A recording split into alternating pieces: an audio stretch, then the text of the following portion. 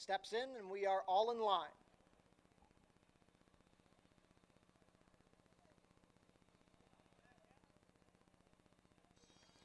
And they're off. Michaela broke a little slowly. Beautiful As You is showing up from the outside. Jimmy Is a Breeze also showing speed. Victorious Tappet between them. Perfection Saver is saving ground, and at the back is Michaela. Into the clubhouse turn they go. It is Jimmy Is a Breeze setting the pace. She's a length and a half clear of stablemate Victorious Tappet, who saves ground. Beautiful As You back to third in the two-path, and another length to Perfection Saver, and Michaela continues to trail. The field is spread out by just 5.5 lengths. The opening quarter was 23-2, and it is Jimmy Is a Breeze leading the way into the backstretch. Jimmy Is a Breeze sets the pace over stablemate Victorious Tappet. They've opened up 3 on Beautiful As You. Perfection Saver advancing along the rail with Michaela still trailing on the outside. Jimmy Is a Breeze continues to saunter along on the lead, just over a half mile to race. She's a length and a half clear of Victorious Tappet. Perfection Saver is gaining ground past a half in 46-4. Beautiful As You needs to do better. Michaela still trails as they race into the far turn. Just over 3 furlongs to go, and now Victorious Tappet sweeps right by Jimmy Is a Breeze. Perfection Saver is third, 2 lengths off the leaders, a gap of 3 more to Beautiful As You, who's under a drive. Michaela still at the back. Quarter of a mile to go. It is Victorious Tappet and Jeffrey Alderson leading the way. Perfection Saver. Melanie Pinto now says go. She swings to the 3-path, 3/4, 1:11-4. Victorious Tappet has the lead. Perfection Saver tries to come down the outside, but Victorious Tappet still has a 2-length advantage. She's wandering out a little bit, but she's getting away from them in the final 1/8 of a mile. It is Victorious Tappet and Jeffrey Alderson going on to a 2-length score. Perfection Saver second. Then Jimmy Is a Breeze and Beautiful As You. Michaela at the back. 1:42-2.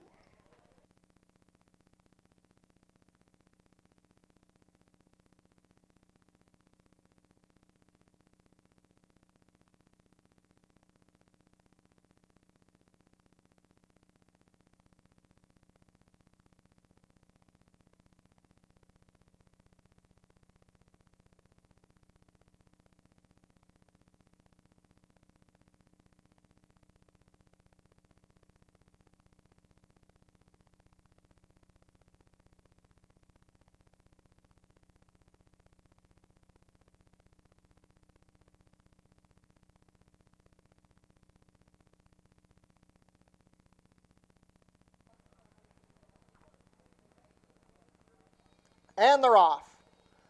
Opeachy out well with Mighty Pele. Kinzal widest of all. The early trailer is going to be Ngabe. They quickly sort themselves out. This quartet, it's going to be Mighty Pele racing 2 lengths clear. Kinzal and Opeachy share second. They're racing 1.5 clear of Ngabe, who's only 2.5 lengths off of the leader. They race down the backstretch and approach the half-mile pole. Mighty Pele completed the opening quarter in a moderate 23 seconds flat. Into the far turn they go. Mighty Pele continues to lead. Kinzal is ahead better than Opeachy. Kinzal under a ride from second, and Ngabe still at the back under a hold. Midway round the turn, it is Mighty Pele looking to go gate to wire. He's opened up 2.5 lengths with a quarter of a mile to go. Now Opeachy begins to get into the race with Kinzal still on the outside. Ngabe trails the half. 46-3, they swing for the drive, and it is Mighty Pele on top. Opeachy trying to get closer, not today for Kinzal. Down the stretch they come. Mighty Pele and Jeffrey Alderson still 2.5 lengths clear. Mighty Pele on top. Mighty Pele striding clear. It is Mighty Pele gate to wire. Opeachy second, then Ngabe and Kinzal, 1:11-1.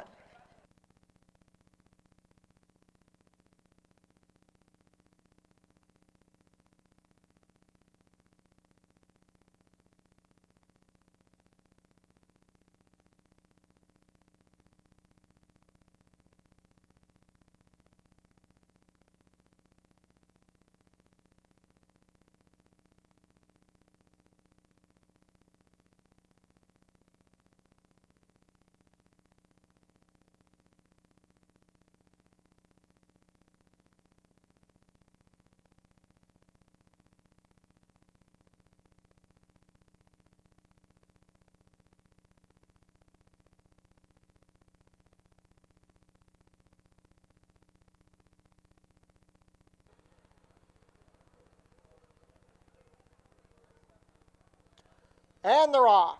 Pennies from Above broke well. Honey Girl also showing speed with JMR Bold Vision. Here comes Devil in Her Heart, looking for position up the rail. At the back early, Tickle Her Toe and Miss Sidhu. Down the backstretch they go. It's a duel up front between Devil in Her Heart and Pennies from Above. In the three-path, Honey Girl, wider still, JMR Bold Vision. 2.5 back to Tickle Her Toe, and continuing to trail, Miss Sidhu. The opening quarter was 22-3. It's still a battle up front. Devil in Her Heart on the rail with Pennies from Above in the two-path. Tickle Her Toe tries to rally up the rail with Honey Girl. JMR Bold Vision begins to back out of it. Miss Sidhu continues to trail. They swing for home. The advantage is now Devil in Her Heart. She's opened up 1.5 on Pennies from Above. Tickle Her Toe trying to make a rally. Honey Girl needs to do better at 4-5. Final furlong. It's Devil in Her Heart. She's up by 3. Devil in Her Heart, much the best here. It's Devil in Her Heart with Alexis Sanchez. Pennies from Above trying to hold place, but not going to. It's Miss Sidhu. Pennies from Above third, and then Honey Girl 58-2.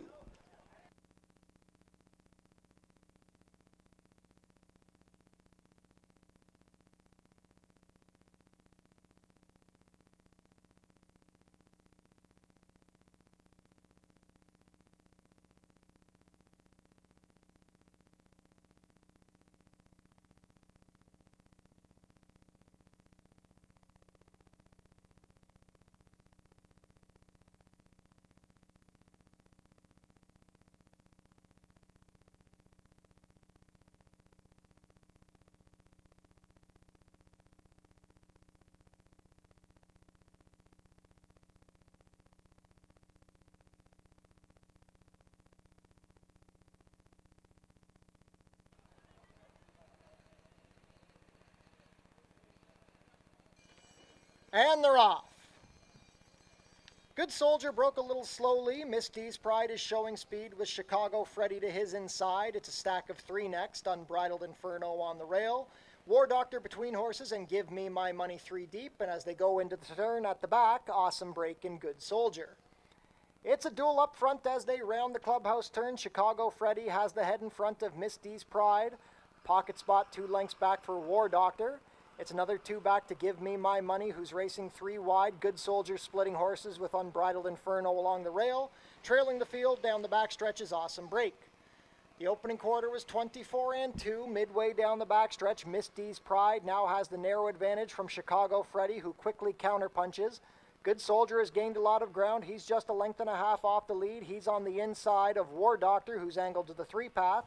2 more back to Give Me My Money. Unbridled Inferno continues to save ground, and well back to Awesome Break, who has about 10 lengths to make up on the leader. 48 flat for the half. They have just over 1/4 mile to go. Chicago Freddy a narrow advantage over Miss D's Pride.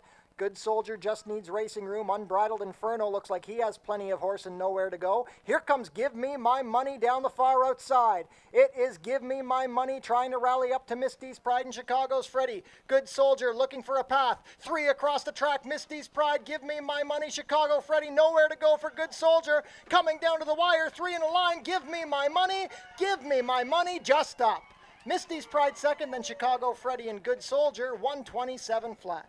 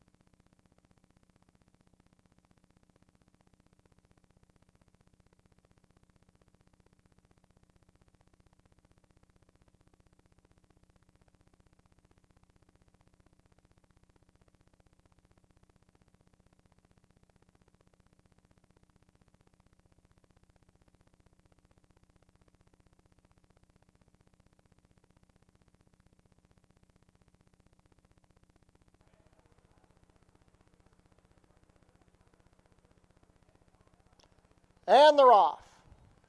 Jungle Goddess broke well from the far outside. Natasha's Business also showing up with Miss P's Bella. Now here comes Shelley the Rocket between horses. Deep on the course is Pacenza. As they race down the backstretch, Miss P's Bella taking back. Then it's a gap of 2 more to Fancy Soul and Better Be Swift at the back. Down the backstretch they go. It is Jungle Goddess, a half length better than stablemate Natasha's Business, past a quarter in 22 and 1. It's a gap of 2.5 more to Shelley the Rocket, who's on the outside of Miss P's Bella. Fancy Soul in a bit of traffic there, and now Shanghai Kimmy also having to steady badly. That takes back with Better Be Swift gaining ground along the inside. Midway around the turn, it is Jungle Goddess and Natasha's Business still head and head. Natasha's Business shoots up the inside to take a short advantage past the half in 45 and 3. They swing for home. It is Natasha's Business opening up 2 on Jungle Goddess. Shelley the Rocket needs to do better, trying to rally up the inside. That's Miss P's Bella, but as they come down to the wire, 3 in a row for Alexis Sanchez. Natasha's Business, much the best. Natasha's Business going on to a 5-length score. Jungle Goddess second, then Better Be Swift and Miss P's Bella. 1-10 and 1.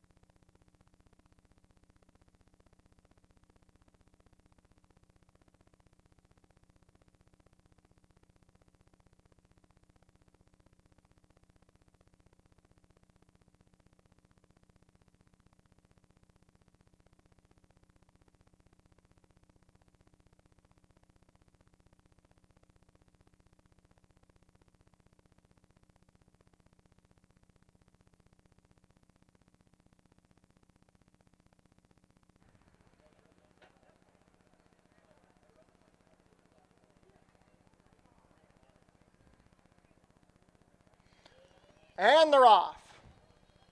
Society Joe broke sharply from the outside. Half Lit also showing speed. Dot's Vision tapped up to keep up. Dr. Uptown going to find himself in mid-pack with Jack the Cat racing between him and Maito. The early trailer is going to be One Punch Charlie. Into the opening turn they go. It is Half Lit leading the way. Dot's Vision has taken his way to the outside. Racing third, 3 deep is Society Joe. Dr. Uptown saves ground. Jack the Cat between horses. Maito is racing in 6th, and the trailer is still One Punch Charlie. The opening quarter was 23 and 4. It is Half Lit leading the way, a length and a half better than Dot's Vision. Society Joe has been wide throughout. He's racing third. Dr. Uptown saves ground. Jack the Cat also in striking position. It's a gap of 2 more to Maito and still trailing the field. One Punch Charlie has 7 lengths to make up on the leader. The half was 48 seconds flat. Half Lit continues to lead. Dot's Vision begins to put on a bit of pressure. Jack the Cat is now racing third as Dr. Uptown begins to lose position. Society Joe still wide. One Punch Charlie tries to make a rally. The new trailer is Maito. Dot's Vision has a half-length lead over Half Lit. Jack the Cat ridden along. One Punch Charlie tries to get going from the 3-path, 3/4 in 1:12 and 1. They swing for home. It's Dot's Vision and Sofia Vivez. Jack the Cat rallying down the outside. It's these two. Dot's Vision up by 1.5, but Jack the Cat is trying down the outside. It's Dot's Vision. Jack the Cat. Dot's Vision still holding. Dot's Vision has the lead. Jack the Cat is putting one last push. It's going to be Dot's Vision holding on. Jack the Cat second, then Half Lit and Dr. Uptown, 137 and 1.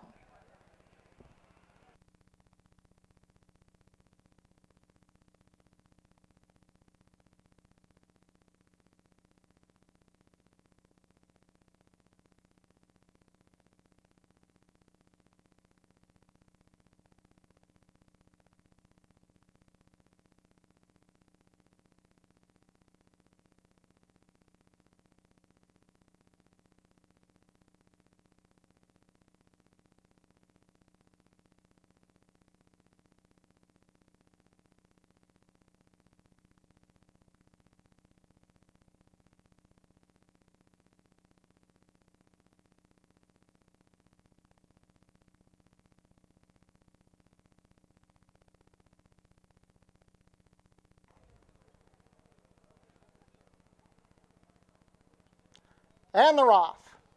It's a good break. Someone else sharp from the outside with Can't Beat the Cats in the center. Fresh Dreams also showing some speed with Sneaky Rebel along the rail. Wide on the course is Cozy Valentine, and the early trailer is going to be More Savvy. Can't Beat the Cats has glided out to the lead, but Sneaky Rebel is trying to come up the rail to put the pressure on. Someone else is racing in third. It's a stack of three more, Cozy Valentine wide, More Savvy between them, and Fresh Dreams along the rail. 22 and 1 for the opening quarter. It is Can't Beat the Cats at 3-5, cruising comfortably. She's opened up 1.5 on Someone Else. More Savvy is sharing third with Sneaky Rebel. Cozy Valentine towards the back, and the new trailer is Fresh Dreams. Midway around the turn, they've got to catch Can't Beat the Cats. She's up by 3. Someone Else is racing in second. Sneaky Rebel in traffic in third, angling out with More Savvy. Cozy Valentine, not today. Fresh Dreams at the back. At the head of the lane, it is Can't Beat the Cats. She's opened up 6. Can't Beat the Cats going on to a powerful victory here in the final furlong. There's no catching her. It is Can't Beat the Cats just getting away from them under Melanie Pinto. The battle's for the minors. Fresh Dreams making a rally with Someone Else, but it is all Can't Beat the Cats. Can't Beat the Cats, Fresh Dreams, and Someone Else. A photo for fourth between More Savvy and Cozy Valentine. 1, 10, and 3.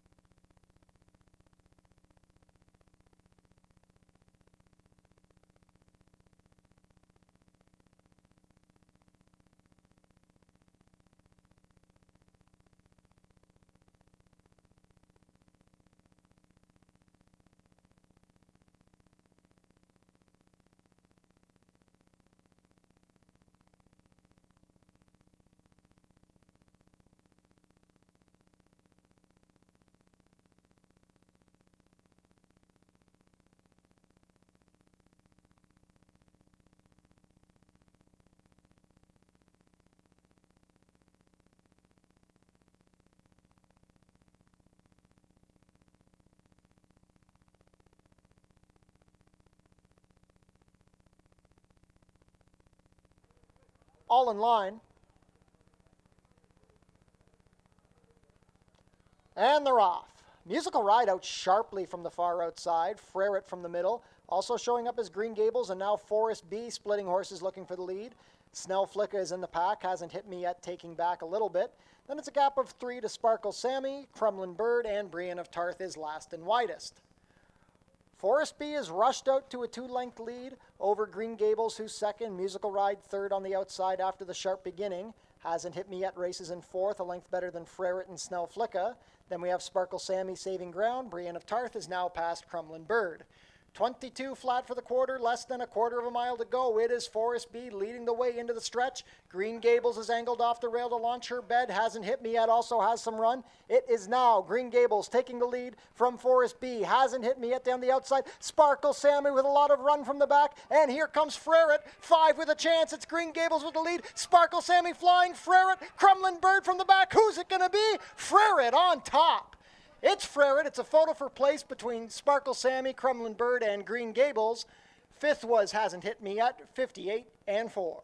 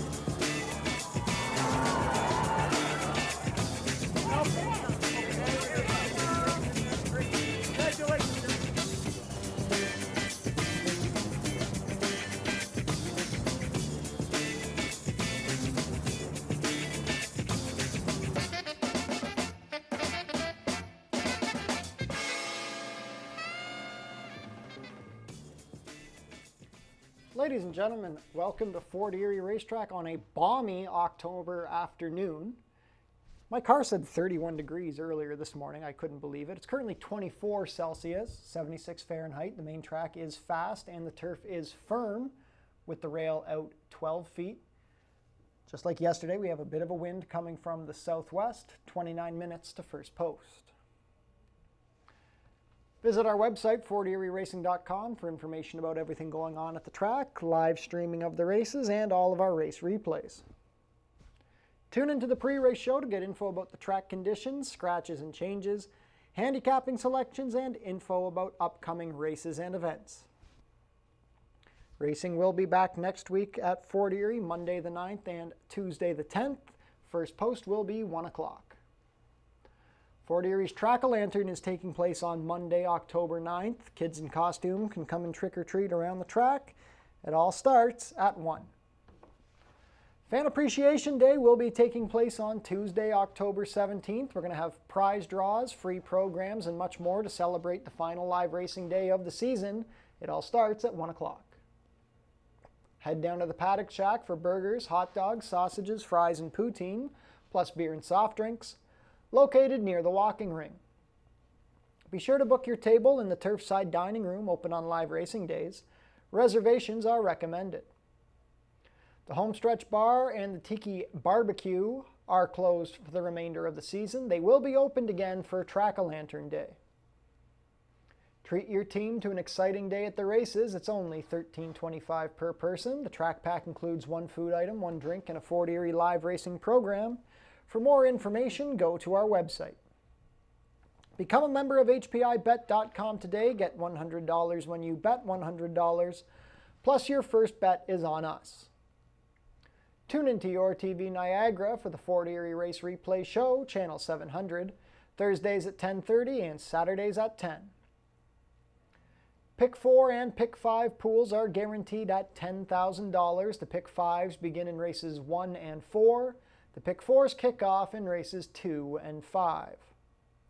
Jackpot High Five wagering offered in the 8th race today. The carryover is $3,375.27.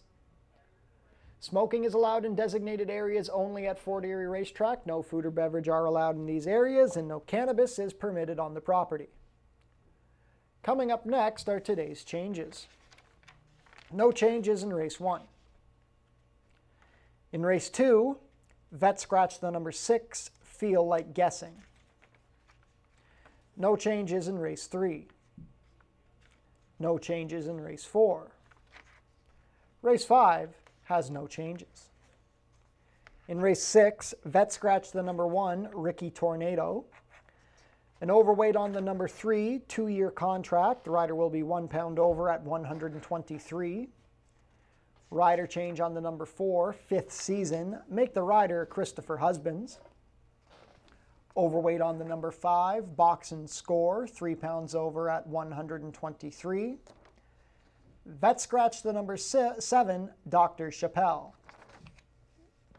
In race 7, an overweight on the number 1, Trish the Dish, 2 pounds over at 123. Overweight on the 5, Doodle Dandy, 1 pound over at 115. Vet scratch the number 6, Private Lake. In race 8, vet scratch the number 4, Coloma. Steward scratch the number 9, Rejoicing for Cats. Also eligible 11, Tangerine Twist, Will Draw In. And steward scratch the main track only, number 12, Sovereign Tale.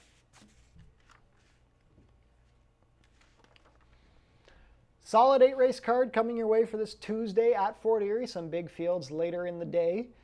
Main track was very heavily inside speed favoring yesterday, so we're going to have to watch to see if that trend continues. Let's take a look at our picks for the day. Race 1 is a starter optional claiming race for fillies and mares 3-year-olds and up, which have started for a price of $5,000 or less in the last 2 years, or going for a claiming price of $10,000. The distance is 6 1/2 furlongs. Top pick is the number 5, Bodacious Miss, who could be the speed here. Bodacious Miss tries the dirt for the first time. She's a daughter of Bodemeister. Ran a pretty good fourth on the turf in her first start off of the claim at Woodbine, beaten a length and a half by Make No Mistake and Lady Maeve, who came right back to win. She had some trouble on that day. Bodacious Miss, if she gets out quickly under Sofia Vivez and handles the dirt, could be a tough one to catch. The number 1, Simple Souvenir, came down to Fort Erie on September 19th and ran just a little bit evenly. She was 4th behind Gimbala, Storming Lady. A very tough group. This field has definitely come up easier. She is a winner on dirt at Penn National. So just going to see if she fares well today from the rail post. Woodbine leading rider Kazushi Kimura in for the call. And to round things out with the number 3, Anita Grigio. Anita Grigio will try the Fort Erie dirt for the first time. She had a win early in the season against non-winners of 3 at Woodbine. She's been off since July 20th, so we're going to see how this one fires fresh off the couple of month layoff. Race 2 is a claiming race for fillies and mares 3-year-olds and up, which have never won 2. The distance is 5 1/2 furlongs, and we're going for a price of $4,000. I'm going to go with the number 1, Miss Lindy Sue, who could easily take advantage of the rail speed bias that we've been seeing.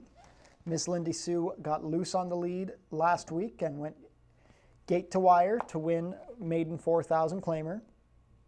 And if she breaks sharply again today, she could take them a long way. The number 5, Forest Choice, is another one who could show speed. She ran a big race on the turf last week.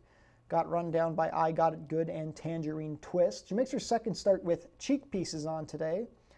Forest Choice. I'd like to see her on the turf again, but her dirt races haven't been terrible. She did have a second behind Shelley the Rocket earlier in the season. And the number 4, So Brianna, comes down from Woodbine, tries the dirt for the first time. Had been off for over a month when facing $15,000 claimers on the inner turf, failed to fire. Now gets in against much easier company. We'll see if So Brianna can wake up with the new surroundings. The number race 3 is a $4,000 claimer for 3-year-olds and up, which have not won a race this year or which have never won 4, going 6 1/2 furlongs. I'm going to give the call to the number 2, Loquacious. Loquacious is a closing type who tends to do well later in the season. He ran very strongly at the end to be 3rd behind Ben Lomond and Ace Destroyer, who are both very back-classy horses. Drops in for 4,000, definitely getting an easier field here. Hopefully he can get up in time. The number 4, Be the Change. Could be the speed here. This 9-year-old Manitoba bred is a long time between wins, has not won since 2021. But he's got some speed. He's been racing against good company. He's been on the fringes. Today could be the day. Kirk Johnson has the call for trainer Josh Robillard. Then the number 5, Radcliffe, the stablemate to Be the Change. Was a pretty comfortable winner against non-winners of 3 2 starts ago, then failed to fire at this level on September 5th. He's had about a month between races now to freshen up and could fire with a better effort. Had a 48-2 breeze on September 18th. We're on the turf course for race 4. It's a 62.50 claimer for fillies and mares 3-year-olds and up, which have never won 2. The distance is about 7 furlongs. The number 1, Ms. Gemma, scored her long overdue maiden win 2 starts ago for $4,000. Came back 15 days later in an allowance race and made a nice rally down the outside to be second behind Makes Sense to Me, who was beautifully tripped out that day. Now she's getting in against much easier company. She draws a good post. Roy Augustino and Brian Shane look like they have a tough one on their hands here. 8-5 morning line favorite is the 4, Total Betty. Total Betty was a beaten favorite against Allowance Company here at Fort Erie on July 31st. She has since made 3 more starts with regressing results. Did not handle the slop on September 12th. Now moves to the barn of trainer Kevin Buttigieg. Likes this turf course. Just a bit of a wind-shy type, but definitely a contender. Then the number 2, Smarty Illusion, ran on, had a wide trip and ran on pretty well to be 5th in the same race that Ms. Gemma exits. Gets an improved post today and could fire with a better effort. Race 5 is a claiming race for 3-year-olds and up, which have not won 2 races this year. We're going to go 6 1/2 furlongs for a price of $62.50 down to $6,000. I think the number 5, Money Matters, is finally getting into a spot where he should fit really nicely. He's been 2nd and 3rd in a lot of very tough races, running against horses Take a Chance, Striking Moon, Crafty Conquest, Summer Retreat, like just a bunch of back classy horses. Today he could be the speed. He doesn't look like he's hooking any killers this time. I think today's the day for Money Matters. The number 6, Beyond My Dreams, was a distant third behind Striking Moon and Paperback Hero for $8,000 in the slop on September 12th. He's a closing type, which could work against him here, but he does like the Fort Erie track. He's been running good races. He was beaten a length by Striking Moon earlier in the season. So we definitely have to give him some consideration. Then the number 3, Ben Lomond. This is the stablemate to Beyond My Dreams. Ben Lomond has won 2 in a row against Easier Company. This 9-year-old son of Signature Red seems to be getting a bit of a second wind here at Fort Erie Racetrack and could fare well once again. Race 6 is a claiming race for 3-year-olds and up, which have never won 3. We're going about 7 furlongs for a price of $5,000 down to $4,750. The number 2, Kodiak Mamba, is getting back to the turf course after trying dirt on last week. Failed to fire after chasing the pace of Hiatus. He was a nice-looking winner against 62.50 non-2s over this turf course 2 starts ago. Amanda Vandermeer should be able to work out a nice trip from the rail for this Marianne Baumgartner trainee.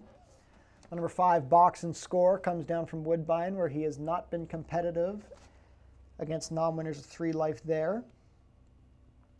Should like this Easier Company. Gets to the turf, which is definitely his preferred surface over the synthetic.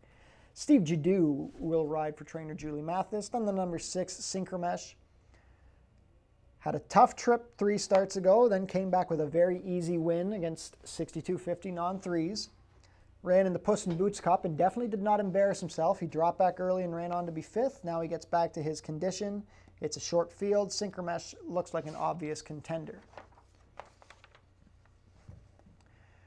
Race 7 is a starter optional claimer, 3-year-olds and up, which has started for a price of $10,000 or less in the last 2 years, or going for a claiming price of $12,500. We're stretching things out to 1 mile and an eighth in this somewhat of a preview for the closing day Tour de Fort. This is a pretty competitive group too. It's really tough to make strong cases for many of them. There's just too many you can make a case for. I'm giving a shot to the number 8 Paperback Hero, who's primarily a sprinter. The one time he ran in a long race last year, he had the blinkers off, was taken out of it, and just didn't run on. Blinkers on, he's in good form, he should be forwardly placed. I'm going to give Paperback Hero a chance at the extended distance. The number 9, Sailor's Passion, has been in pretty good form at Woodbine. His bad efforts he's had excuses for. 2 starts ago, he was a game winner over Stolen Money, who came right back to win. He had a very tough trip 3 starts ago on August 11th at Woodbine. He got bounced off the rail early in the running. I think this one could be live off the claim for Mark Fournier and Omar Marino. And the number 2, Antigone. This is a back-classy mare who seems to have lost a bit of a step.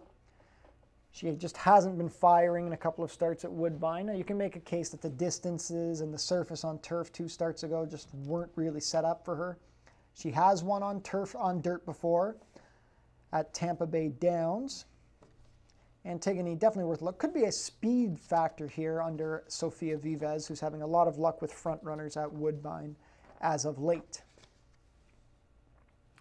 Race 8 closes out the card. It's a maiden claimer for fillies and mares, 3-year-olds and up. $4,000 down to $3,750 is the claiming price. We're going about 7 furlongs on the turf course. Number 7, Ashwicken, is my top choice here, a bit reluctantly.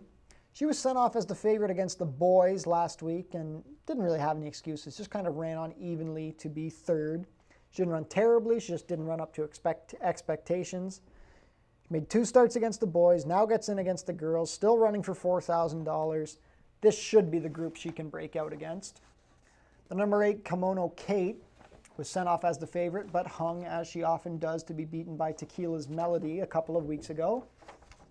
That was on the dirt. She gets back to the turf, which is a good surface for her. Just got to hope for a trip and hope she doesn't hang, because she is notorious for burning money at Woodbine. I wouldn't be surprised if we see more of that here. Number 2, Princess Didi, going to round things out. She's been on the fringes on the turf, but she seems to get a little better with each start. Draws a good post. Could hit the ticket at a good price for your jackpot high fives. So 8 races coming your way today, 15 minutes to first post. Best of luck with all of your wagers.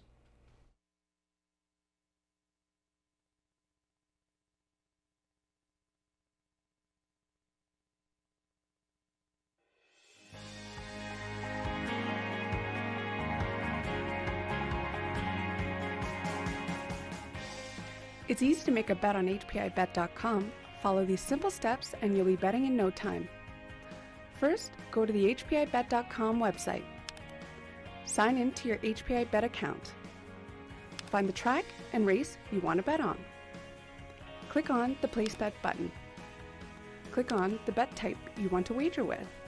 Click on the amount you want to wager. Click on the horse you want to wager on.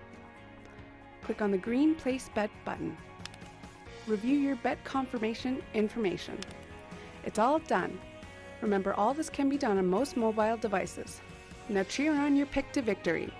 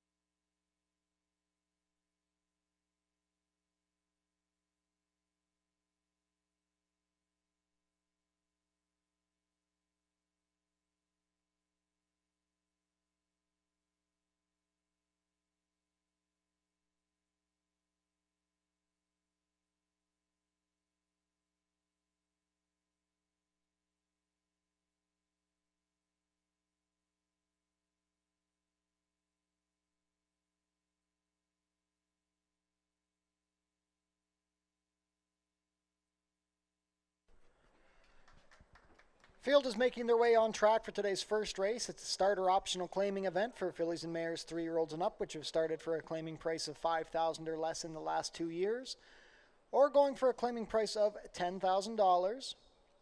We're traveling 6½ furlongs over the main track. Race 1 offers win, place, show, exactor, 20-cent try, double, 20-cent super, 20-cent pick 3, and 20-cent early pick 5 wagering. That pool is guaranteed at $10,000.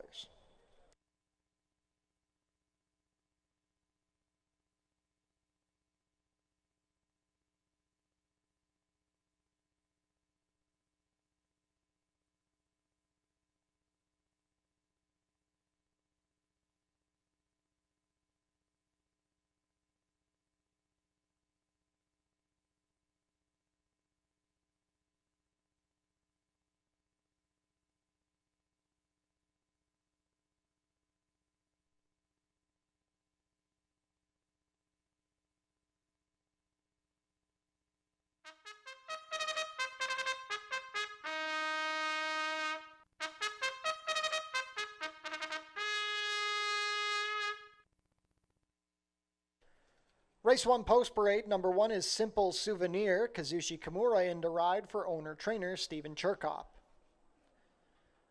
Number 2 is Born to be Good, Leo Salas rides, Steve Cathcart trains and owns in partnership with Joseph Roberto. Number 3, Anita Grigio, Amanda Vandermeer's pilots for trainer Barrington Sidhu and owner Radcliffe Racing Stable. Number 4, Pluie Davril, Jeffrey Alderson rides for trainer John Sims, who owns in partnership with Denise Carpenter. Completing the field, number 5 is Bodacious Miss, Sophia Vives pilots for trainer Jeff Foyce, who part owns with Herb McGurr Jr. 5 minutes to post for race 1, $10,000 guaranteed early pick 5 begins here.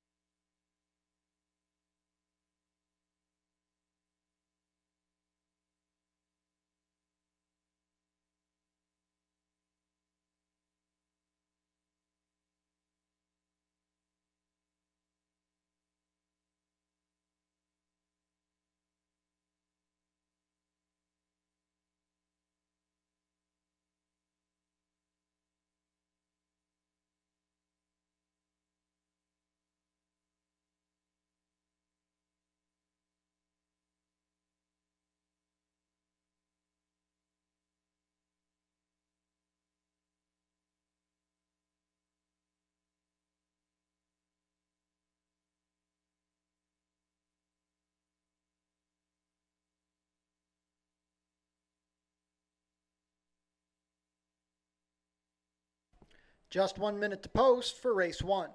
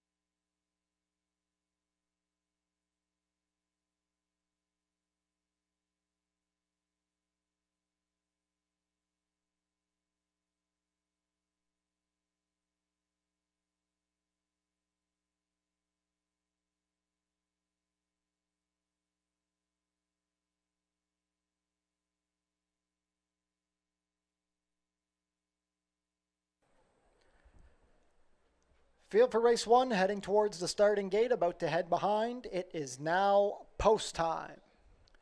3-2 favorite is the number 5, Bodacious Miss, making her Fort Erie debut. 8-5 second choice, the number 1, Simple Souvenir. Early pick 5 begins here, $10,000 guaranteed pool.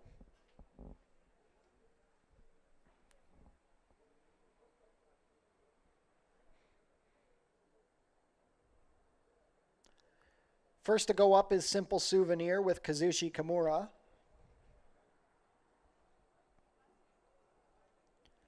Born to be Good with Leo Salez.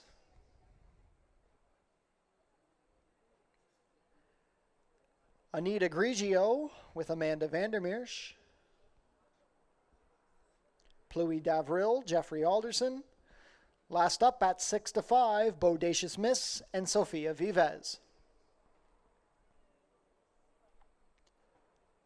All set.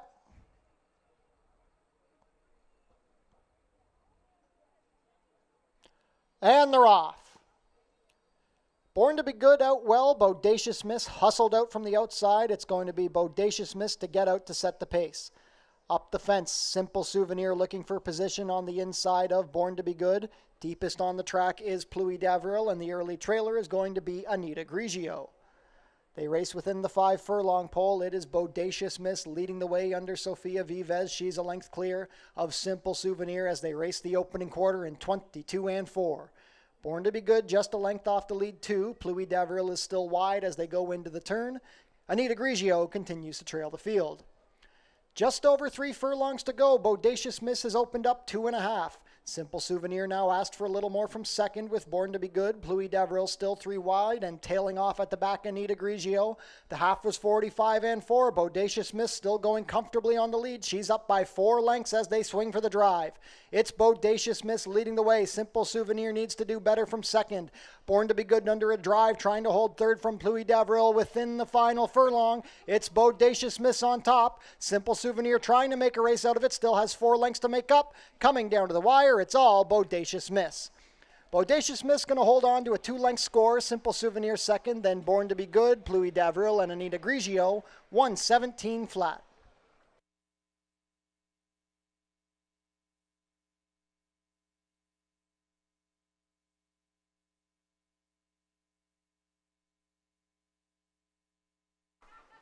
Unofficial in the opener, the winner is number 5, Bodacious Miss.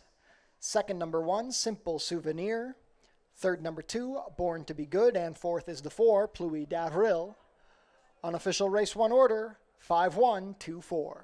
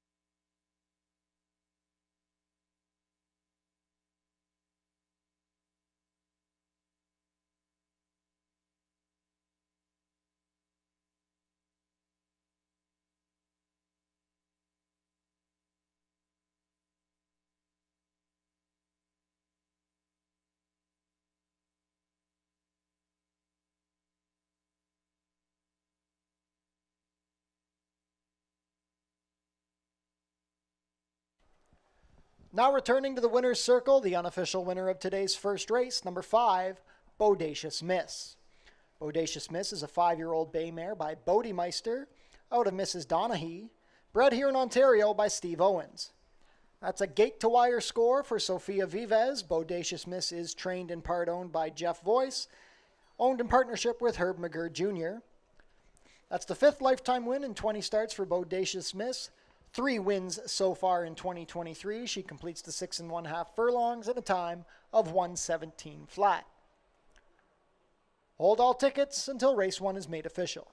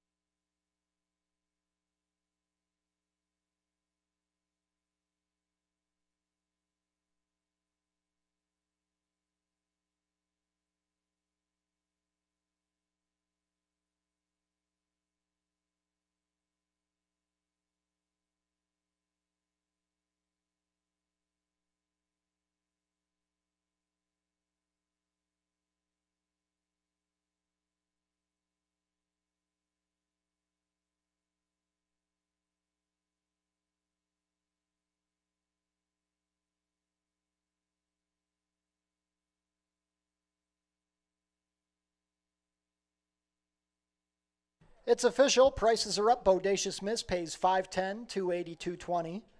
Number one, Simple Souvenir. Second, $2.30 to place, $2.10. Third is the two, Born to be Good, $2.10. $2 Exacta, $5.1, $10.40. The $1 Try, $5.12. $12.50, $1 Super, $5.124. $19.90.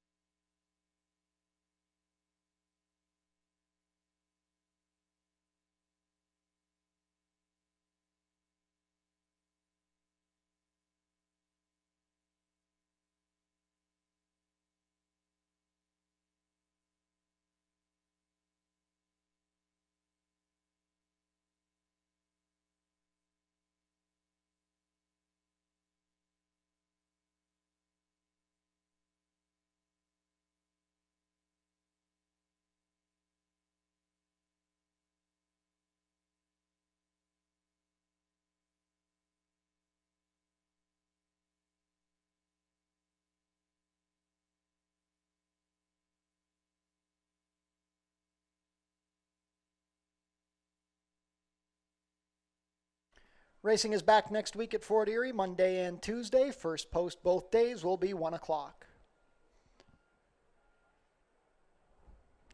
Race 2 is coming up in 18 minutes. Vet scratch the number 6, Feel Like Guessing.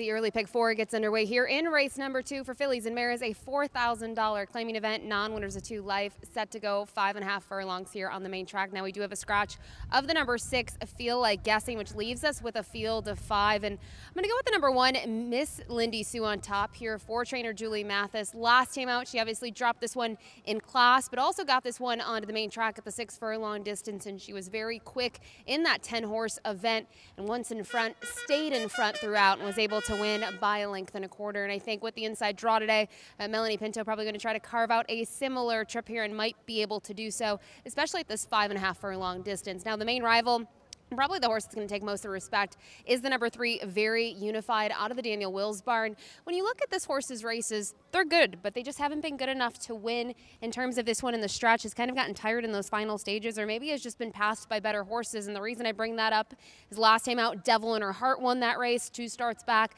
Natasha's Business, and we saw both of those fillies win here yesterday on the Monday program. Now, looking at Very Unified's races, 2 starts back with 6 furlongs, more recently 5 furlongs, and still gave way in the stretch, now going to have to go to 5.5 furlongs. I just think, looking at her going off favored, she typically gets a little tired and leg weary in the stretch. So I do use her for second in here. It would not be, though, shocking to see her win, especially in that drop from the $6,000 level to $4,000 today.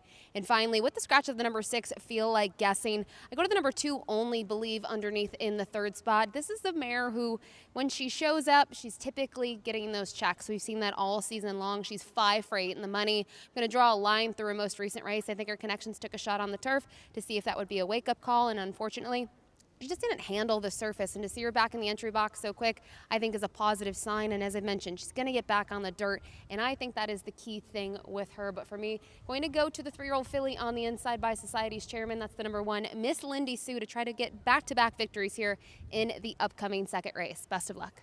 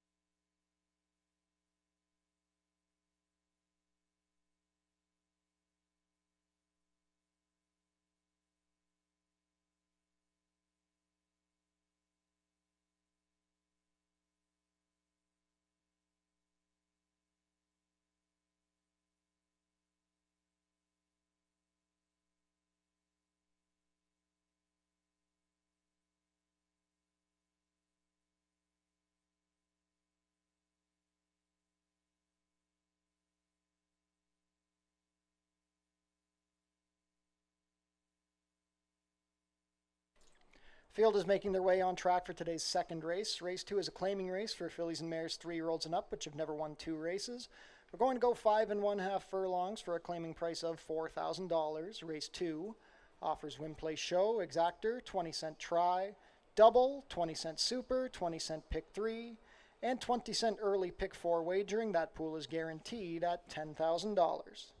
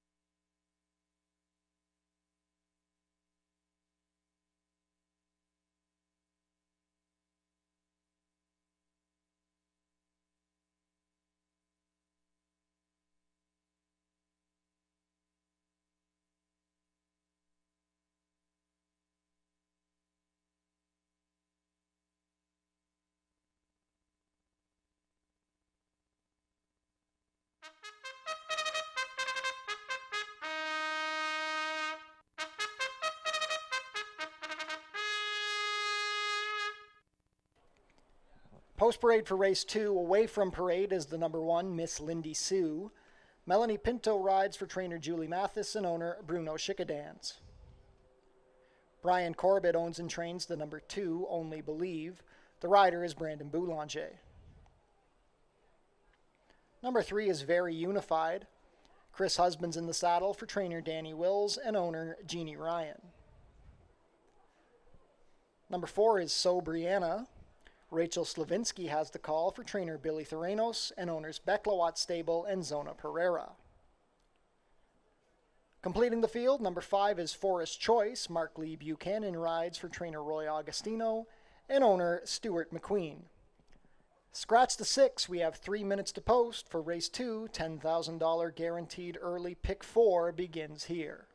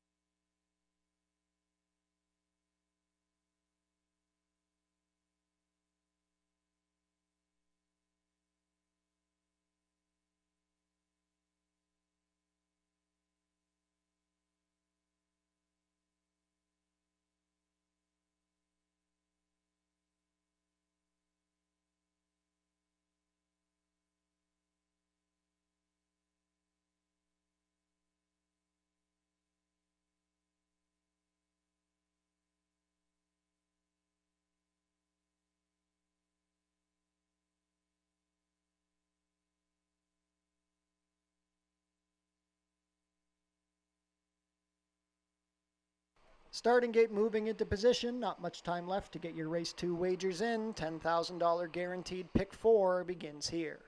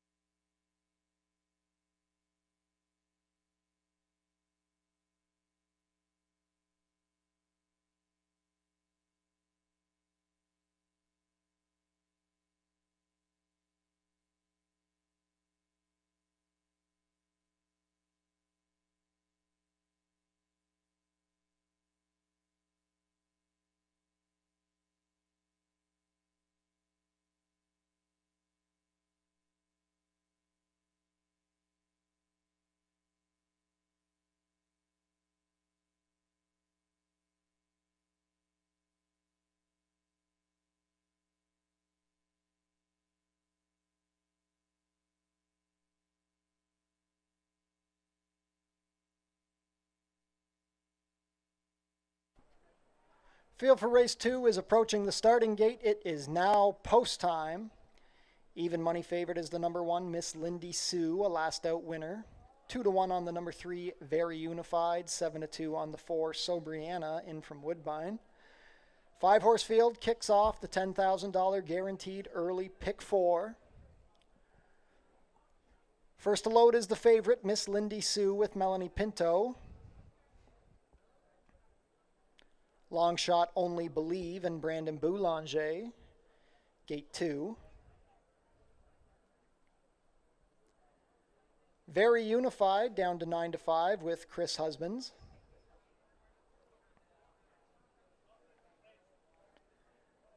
Sobriana with Rachel Slavinsky. Last up will be Forest Choice and Mark Lee Buchanan. They're all in line.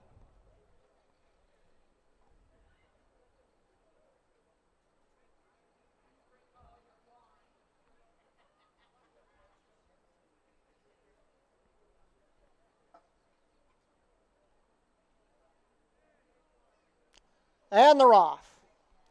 Only Believe broke well. Forest Choice showing speed from the far outside. And here comes Miss Lindy Sue up the rail. Very Unified also looking for forward position. At the back racing wide is Sobriana, but they're only separated by about 3 lengths in the early stages. It is Miss Lindy Sue, now a half length better than Forest Choice. They race within the half-mile pole. It's a gap of 2 back to Very Unified. On the outside, Sobriana. The new trailer is Only Believe.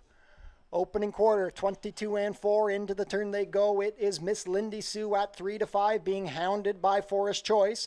Very Unified now descending in the 3 path. 1.5 to Sobriana, and still at the back Only Believe with 5 lengths to make up on the leaders.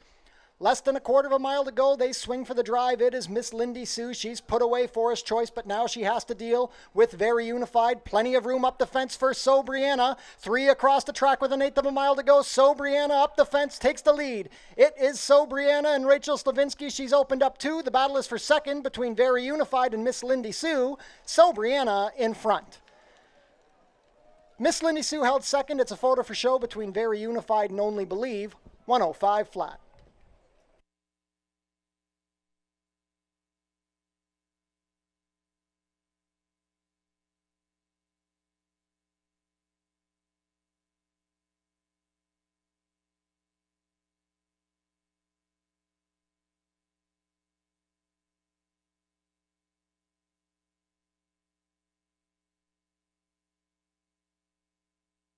Unofficial in race 2, the winner is number 4, Sobriana.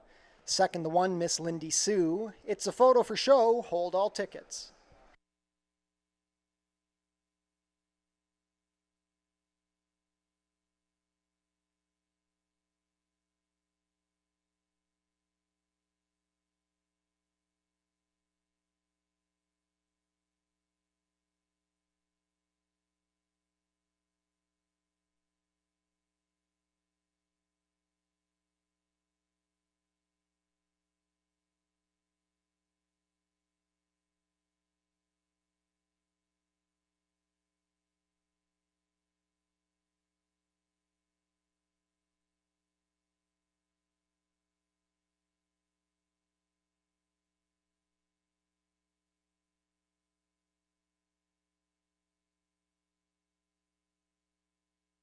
In the show photo, it was the 2, Only Believe, over the 3, Very Unified. Unofficial race 2 order, 4, 1, 2, 3.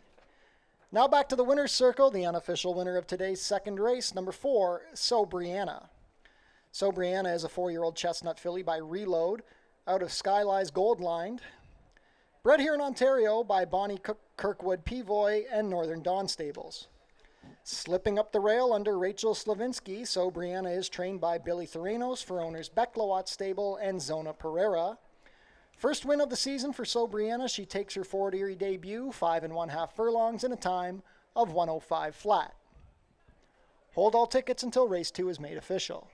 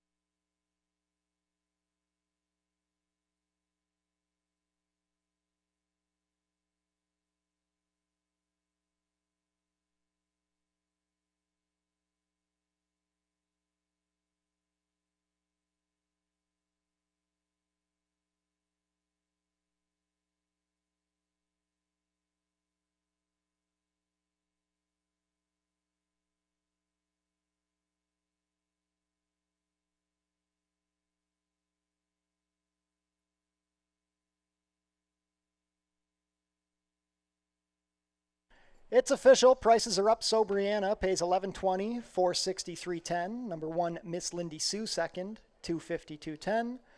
Third is the 2, Only Believe, $350 to show. $2 exacta, 4-1, $20.40. The $1 try, 4-1-2, $21.50. $1 super, 4-1-2-3, $34.40.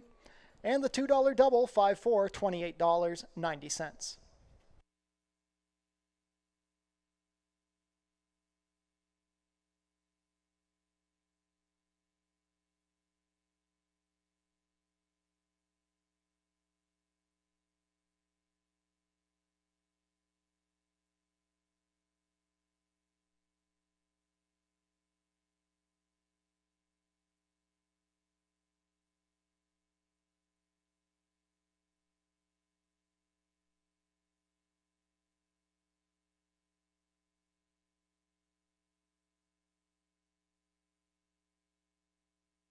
On screen now, the show photo for race 2.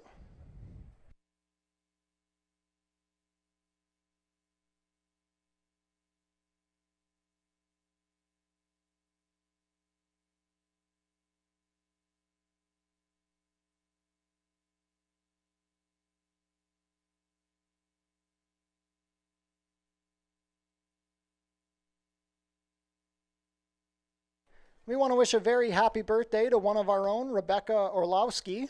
Happy birthday, Rebecca, from all of your friends and family here at Fort Erie Racetrack.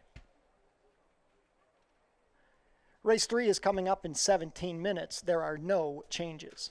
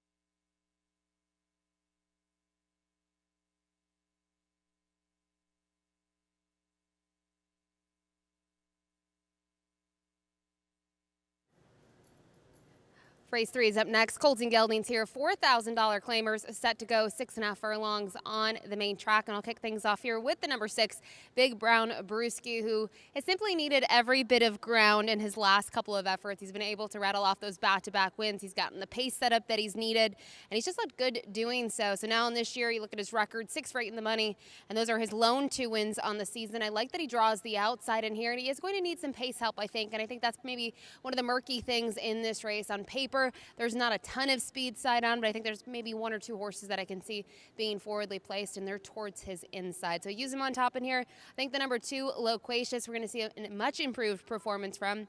Really doesn't have to improve that much. You look at this horse going longer this season, it hasn't panned out for him, and I know in the past it has, but this year his best races have been at these one-turn distances, and last time out was a really nice third, beaten by half a length. Now, track was muddy that day, I understand that, and I also understand the half was blistering, 45 half, but he was dead last early on, pretty far back, and still had a lot of work to do in the stretch and was able to claim third. Excited to see him here back on a fast main track, and I like that Juan Crawford is aboard him once again. I think Juan knows this horse inside and out. Their last 3 victories have all been when they've been teamed up together. And he's going to step up here, hopefully, for trainer Michael Cohen. And rounding it out, I was torn between a couple of horses. And, in fact, both of Josh Robillard's horses have a live shot here, that being the number 4, Be the Change, and the 5, Radcliffe.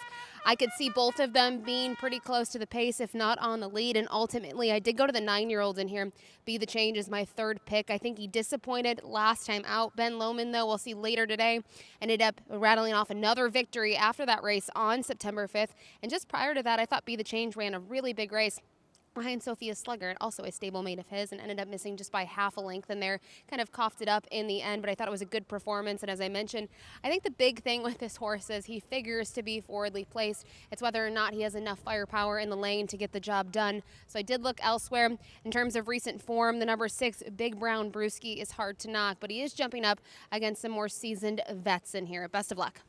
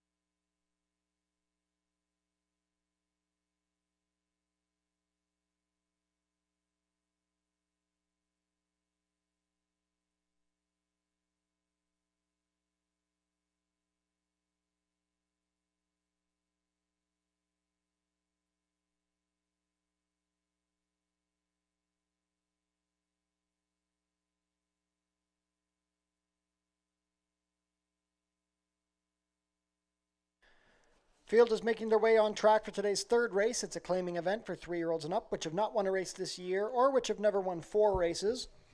We're going to travel 6 1/2 furlongs for a claiming price of $4,000. Race 3 offers win, play, show, exactor, 20-cent try, double, 20-cent super, and 20-cent pick 3 wagering.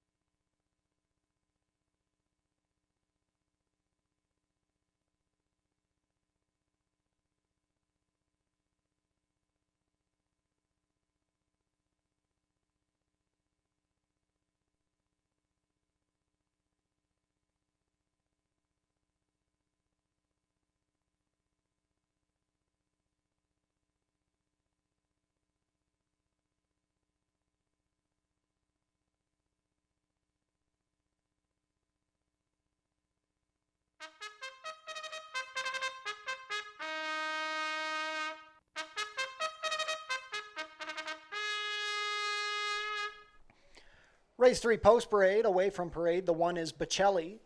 Amanda Vandermeersch rides for owner-trainer Howard Keene. Number 2 is Loquacious, Juan Crawford in the saddle for trainer Michael Cohen and owner Catherine Morissette. Even Steven Stables owned the 3, Letting Loose, Brandon Boulanger rides for trainer Roy Agostino. Number 4 is Be the Change. Kirk Johnson rides for trainer Josh Robillard and owner Radcliffe Racing Stable. Also going for Radcliffe Racing Stable and Josh Robillard is the 5, Radcliffe. Chris Husbands has the ride. Completing the field, number 6 is Big Brown Brewski. Melanie Pinto rides for trainer Mike Blake and owner Annette Blake. 2 minutes to post for race 3.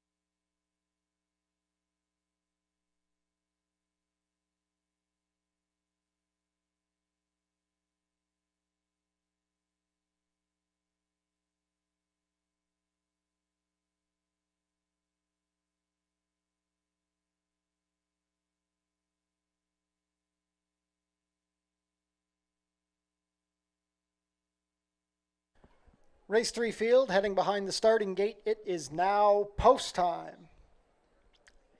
5-2 favorite is the 6, Big Brown Brewski. It's a pretty wide open betting board. Everyone is between 5-2 and 5-1. 3-1 second choice is the 2, Loquacious. Now co-favorites are Loquacious and Big Brown Brewski. First to load will be Bocelli with Amanda Vandermeersch.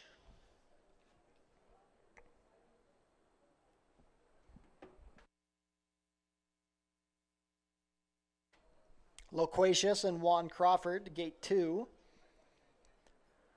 Letting Loose and Brandon Boulanger. Be the Change and Kirk Johnson. Now dip down to 2-1 favoritism. Stablemate Radcliffe and Chris Husbands. Last in will be Big Brown Brewski, looking for his 3rd consecutive win with Melanie Pinto. All set.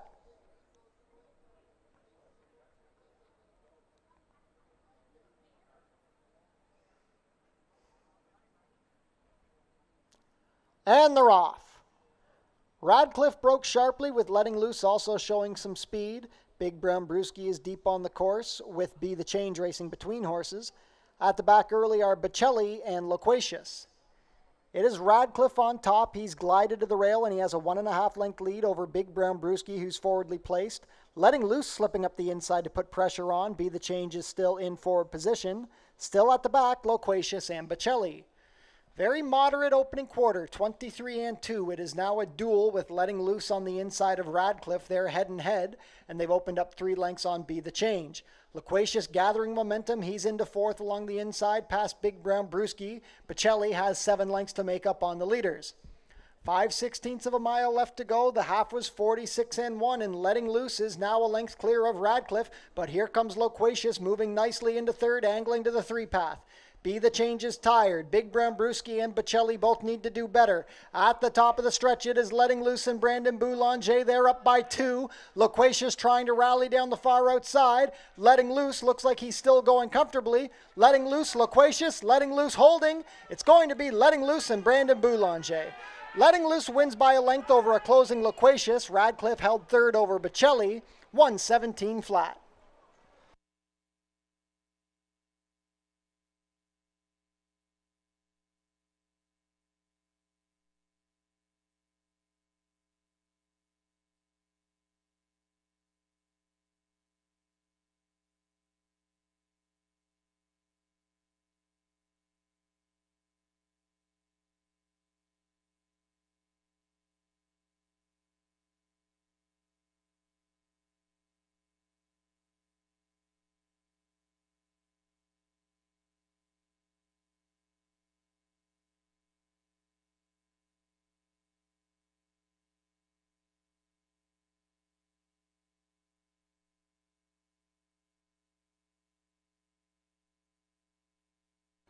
Unofficial in race 3, the winner is number 3, Letting Loose. Second, number 2, Loquacious.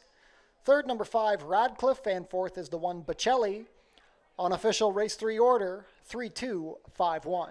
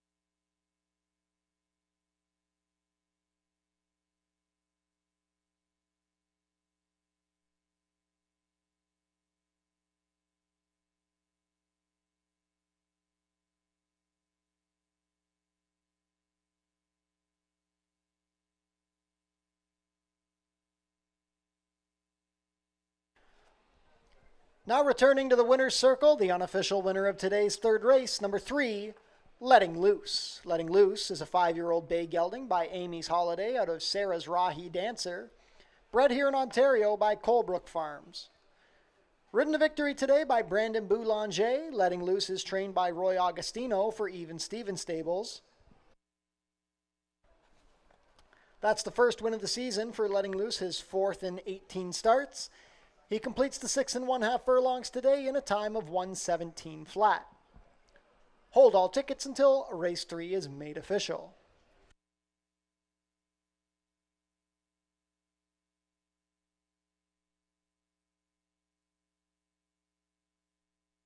Race 3 is official. Letting Loose was bet down to 3-2, returns 510, 290, 230. Number 2, Loquacious second, 410, 260. Third is the 5, Radcliffe, 350 to show. The $2 exacta, 3-2, 1670.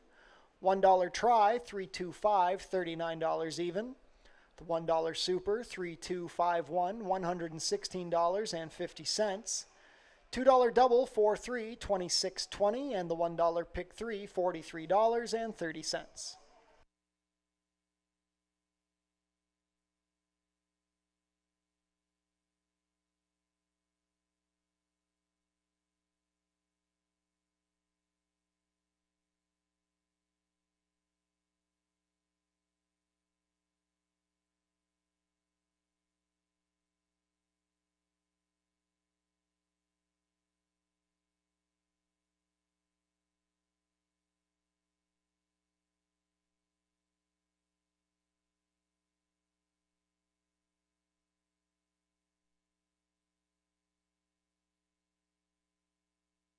Fort Erie's Track-O-Lantern is taking place on Monday, October 9th at 1 o'clock. Kids in costume can come and trick-or-treat around the track. No changes for race 4. There's 17 minutes to post.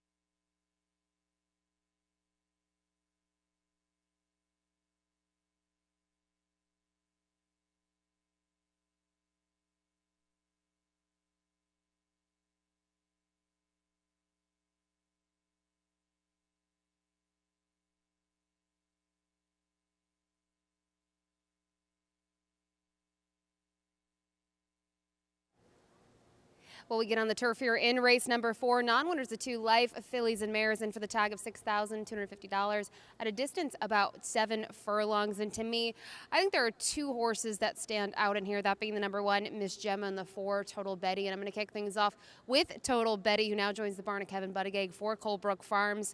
I think we can draw a line through that last race. Obviously, they tried something different. They put her on the dirt again, and I don't think she fired. It was against allowance level competition, non-winners of 2 life, but not only was it on the dirt, it was over the slop, and she really was never able to make up ground in that race. Spirit Belle ended up winning her prior race at a sprint distance, came back to win that one also in gate-to-wire fashion. So I do think the race also just didn't work to her running style. Now, the big thing is the turf. This mare, I should say, has some really nice turf races under her belt, one of which was here.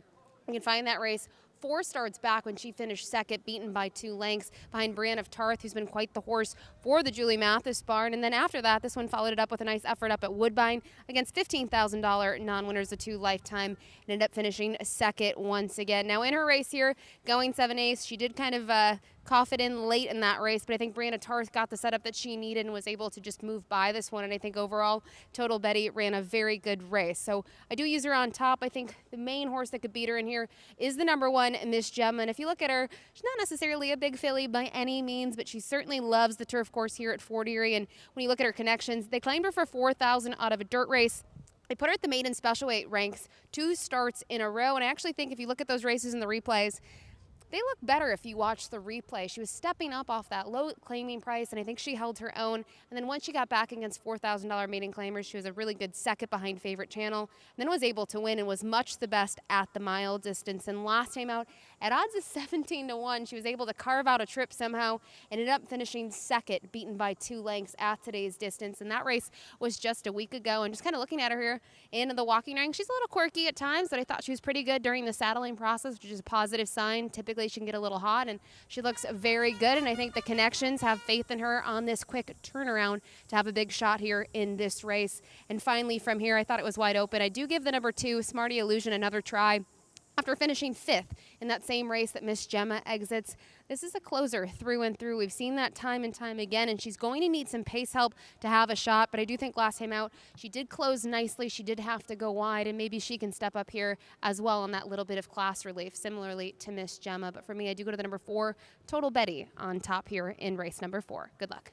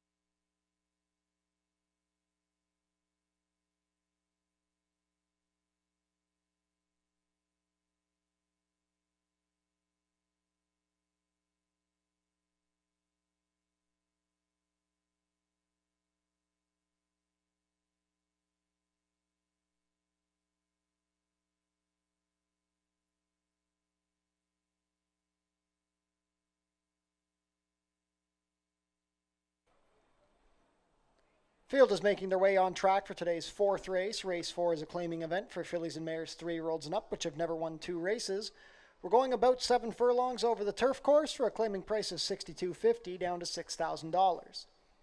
Race 4 offers win, play, show, exactor, 20-cent try, double, 20-cent super, 20-cent pick 3, and 20-cent late pick 5 wagering. That pool is guaranteed at $10,000.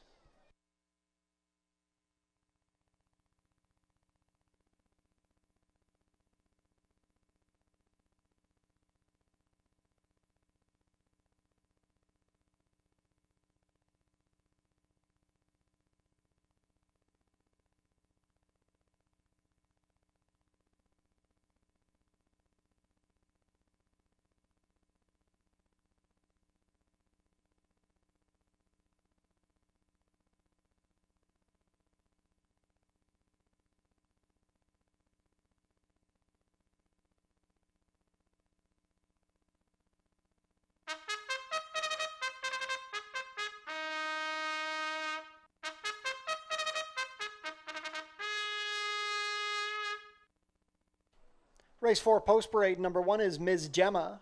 Brian Shane rides for trainer Roy Augustino and owner Michael Bellissimo. Number 2 is Smarty Illusion. Jason Hoyt rides for trainer Sylvan Peon and owners Walter Cummingham and Terry Peon. Number 3 is Hear Me Knocking. Sofia Vives has the call for trainer Louis Cappy, who owns in partnership with Christina Ramjatin. Colebrook Farms own the 4, Total Betty. Leo Salas in the saddle for trainer Kevin Buttigieg. Number 5 is What's Wrong With You. Isabel Wentz rides for trainer Valerie Thompson and owner Scott Simmons.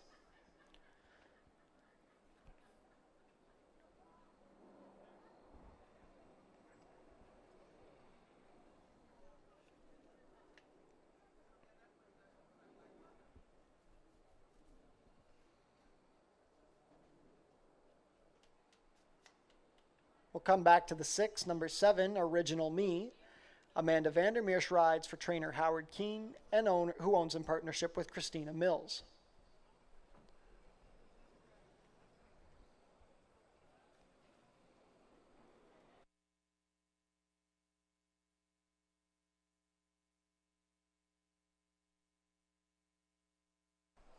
Now on track, the number 6 is Lunatica. Juan Crawford rides. Sharon Chicado trains and owns in partnership with Diane Nellis. 1 minute to post for race 4. $10,000 guaranteed late pick 5 begins here.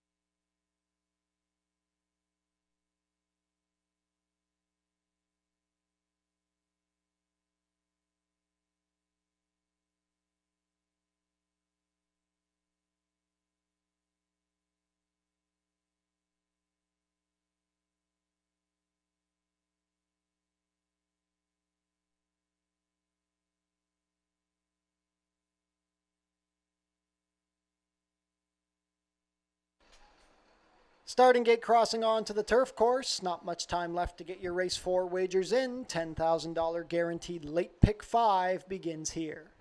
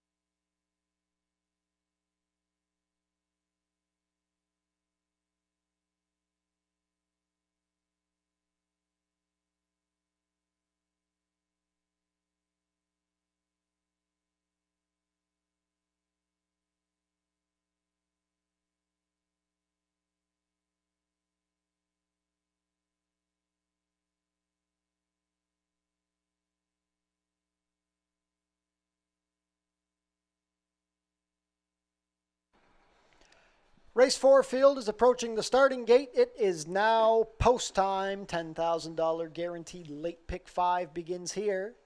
Slight favorite at 2-1 is the 4, Total Betty. 5-2 on the number 1, Ms. Gemma. 7-2 on the number 2, Smarty Illusion. And also support at 9-2 for the 6, Lunatica.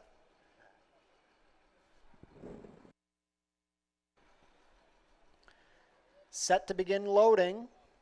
First up will be Ms. Gemma and Brian Shane, currently co-favored at 2-1.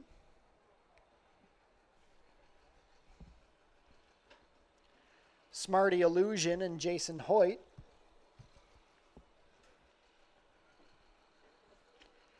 Hear Me Knocking and Sofia Vivez.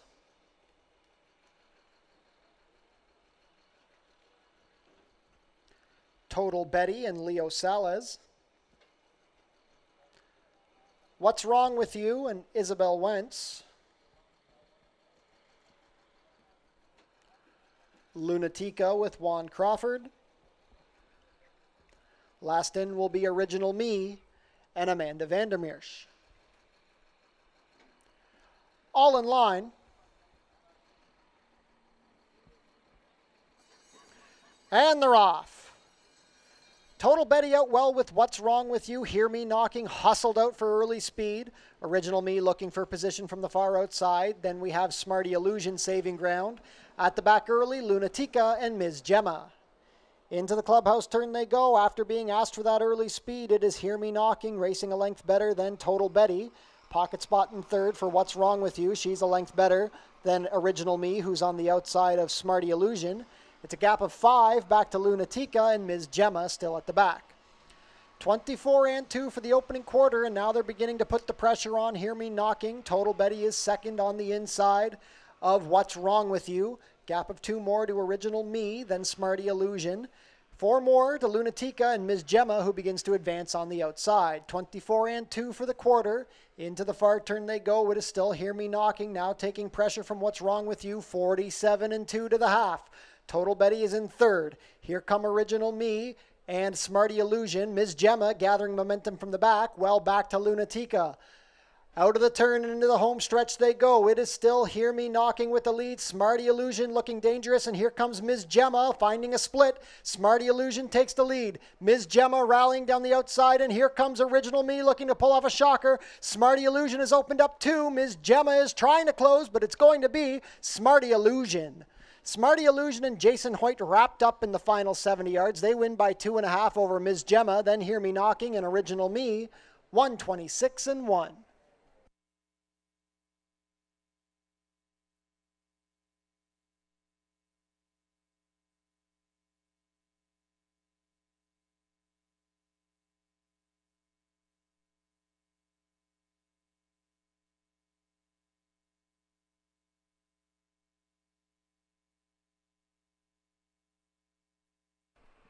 Unofficial in race 4, the winner is number 2, Smarty Illusion. Second, number 1, Ms. Gemma. Third is the 3, Hear Me Knocking. And fourth, number 7, Original Me. Unofficial race 4 order, 2-1-3-7.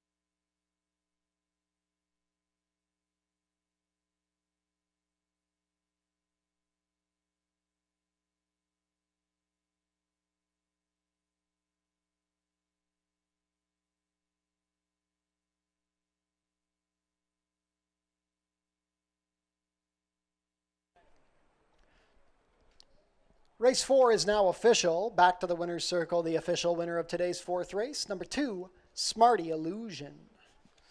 Smarty Illusion is a 6-year-old chestnut mare by Smarty Jones out of Stormy Illusion, bred here in Ontario by Douglas Reddington. Ridden to victory today by Jet Li, Joyson Hoyt. Smarty Illusion is trained by Sylvain Peon for Walter Cunningham and Terry Peon. That's lifetime win number 2 for Smarty Illusion, her first of the season. She completes the about 7 furlong distance in a time of 1:26.1.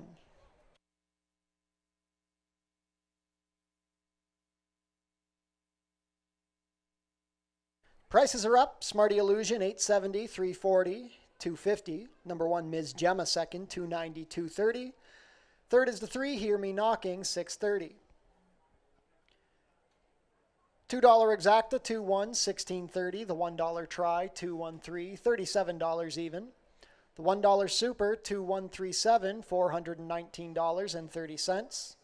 $2 double, 3-2, $16.90, and the $1 pick 3, $55.95.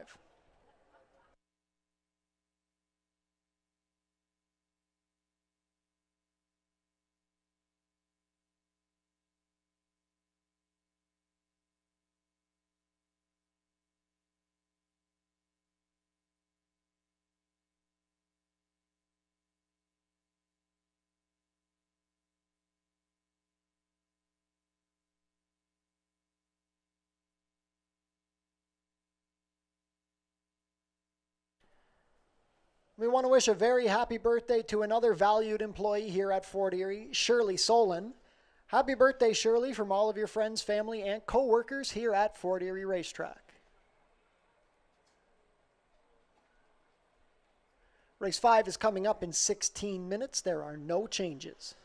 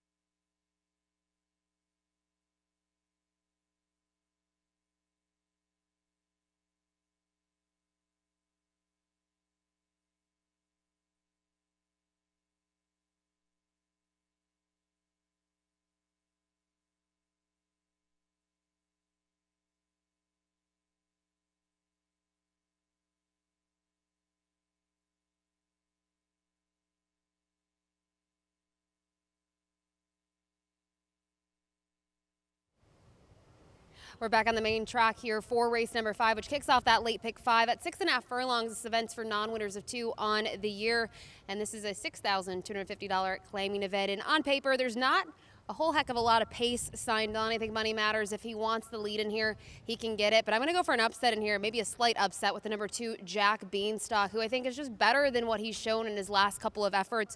More recently, he hooked a tough group in that starter optional claiming event where he was able to finish 4th, going the 6 furlong distance in his first start for John Sims. And you look at the top 3 in there, they're all very respectable horses, but I'm actually excited to see him get back to 6.5 furlongs. He's a horse that I think could maybe even go back to 2 turns. I think this is a horse that maybe we'll see more from next year as a 7-year-old, and he's just as consistent as they come, a 7-time winner. And we'll see what the tactics are. He has been forwardly placed in the past, but as I mentioned, I think Money Matters is the speed on paper, and I'm hoping that Jack Beanstalk can get a nice trip just off the pace setter. And speaking of Money Matters, he's arguably probably the horse to beat on a paper, but my big thing with him, he's just 1 for 11 in 2023 in his last couple. He's needed more in the stretch and hasn't been able to find it, and those have all been at 6 furlongs. So now he's got to go 6.5. The one, I guess, plus would be if he's got so much speed and he's by himself, can he go to the front and just relax and set fractions to his liking? There's certainly the possibility for that one. Crawford climbs aboard this one for trainer Alan Bird. And finally, the number 3, Ben Lomond. He's a horse that's really found his form as of late. He's a 9-year-old who's won his last 2 races in sort of different trips. 2 starts back, he's just off the pace and able to make that late run, but more recently, they went wickedly quick here in that race in September 18th, 45 to the half, and he was shuffled mid-pack, was able to make a really nice late run to draw clear by half a length. And we saw Loquacious, the 3rd place finisher, was just second 2 races ago here today on the card. But as I've mentioned, Money Matters could be tough in here if he's forwardly placed, but I'm going to go with the number 2, Jack Beanstalk, who's got some back class and some recent form that I think he can improve off of. Good luck.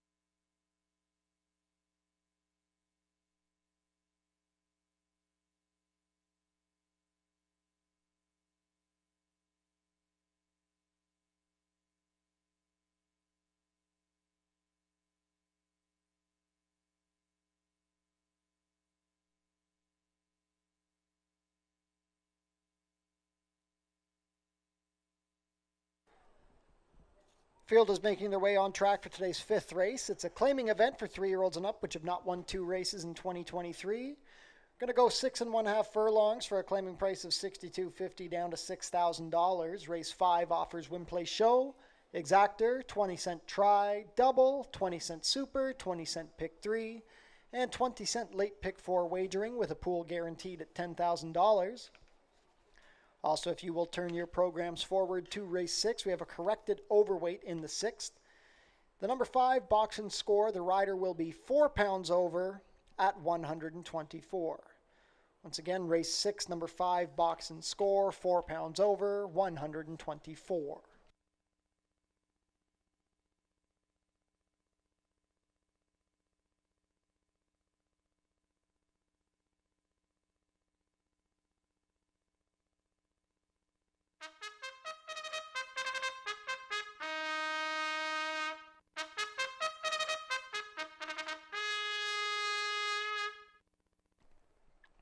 Race 5 post parade, number 1 is When Jack. Chris Husbands rides for trainer Anthony Husbands and owner Jakara Farms.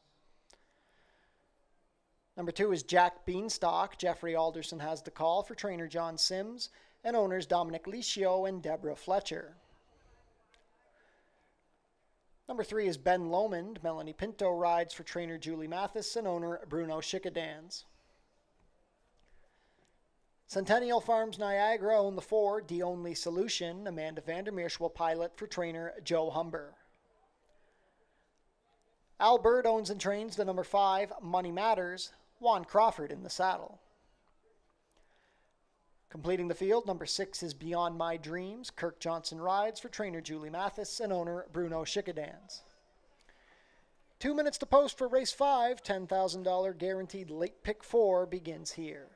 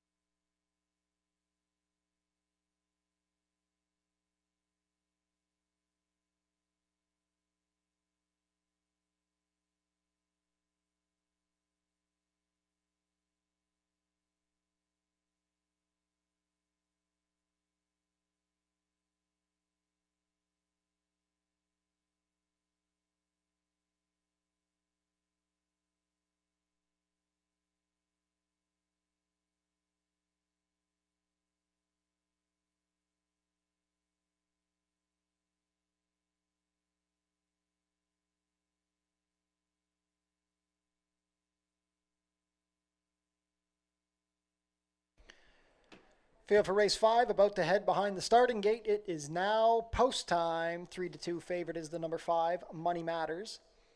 3-1 second choice, the number 3, Ben Lomond.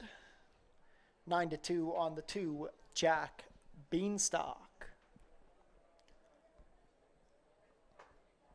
First to come up is When Jack under Chris Husbands. Last out winner, When Jack. Jack Beanstalk and Jeffrey Alderson. Ben Lomond, the 9-year-old, is looking for his 3rd consecutive win.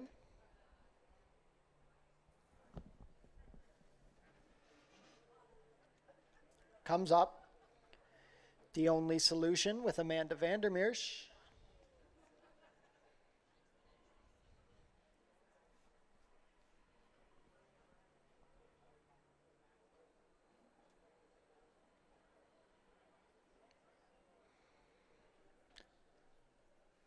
Seven to 5 on Money Matters and Juan Crawford.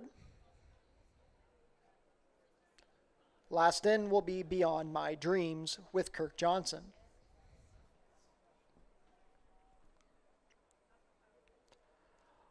All in line.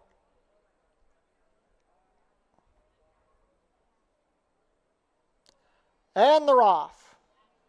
The Only Solution broke well with Jack Beanstalk. Money Matters being pushed for speed from the outside.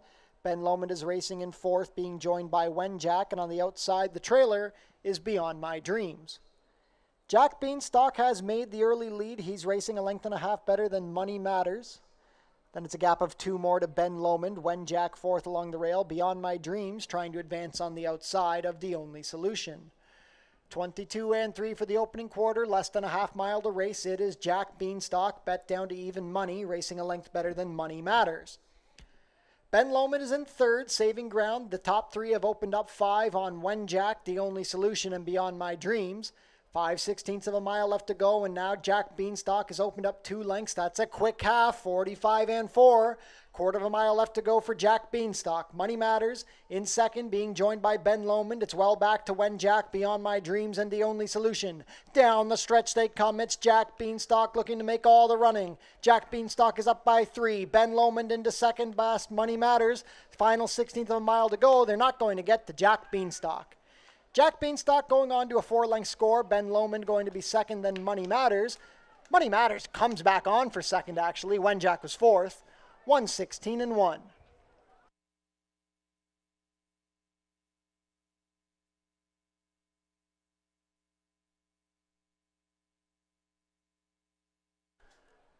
Unofficial in race 5, the winner is number 2, Jack Beanstalk. It's a photo for place. Hold all tickets.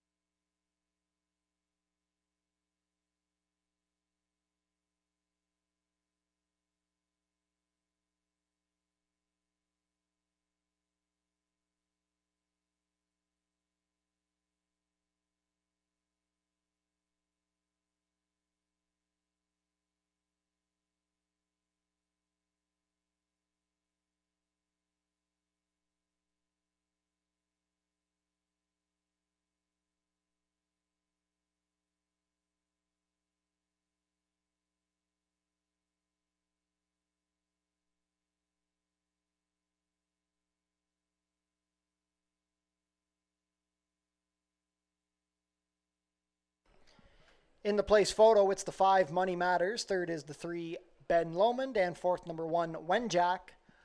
Unofficial race 5 order, 2-5-3-1.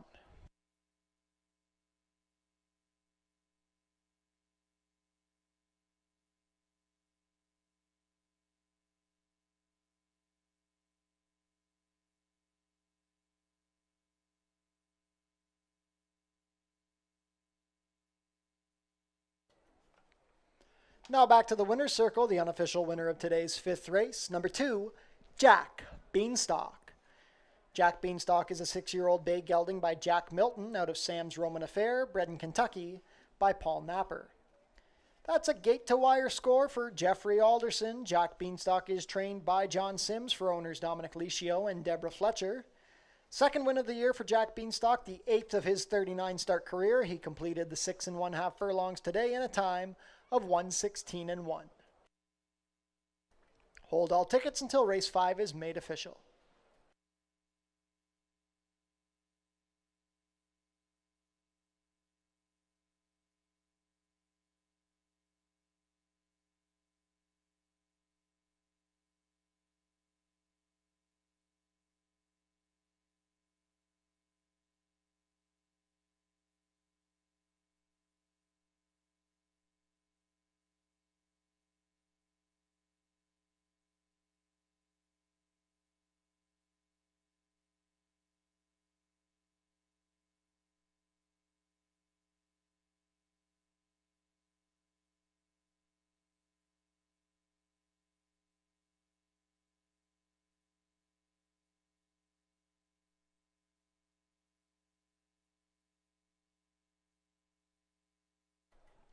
It's official. Jack Beanstalk returns 410 to 2210. Number 5, Money Matters, second, 232.10. Third is the 3, Ben Lomond, 240. $2 exacta, 2.5, $7.30. The $1 try, 2.53. $7.70. $1 super, 2.531. $20, 5 cents. The $2 double, a pair of twos, returns 24.30. $1 pick 3, 30.30. $1 pick 4, $163.45, and the $1 early pick 5, $502.85.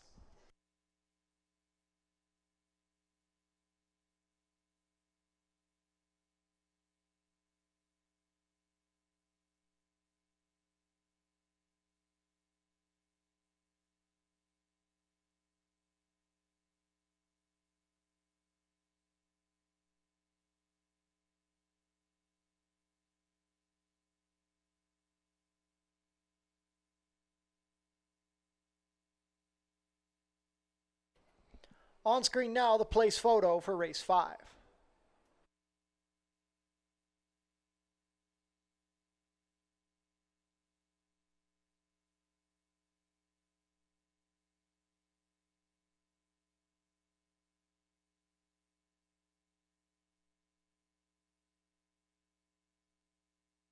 We had a claim out of race 5. The winner, Jack Beanstalk, claimed by Over the Moon Racing, moves to the barn of trainer Darren Glennon. Changes for race 6. Vet scratch the number 1, Ricky Tornado. Overweight on the 3, 2-year contract, 1 pound over at 123. Rider change on the number 4, 5th season, make the rider Chris Husbands. Overweight on the number 5, box and score, 4 pounds over at 124. Vet scratch the number 7, Dr. Chappelle. 17 minutes to post.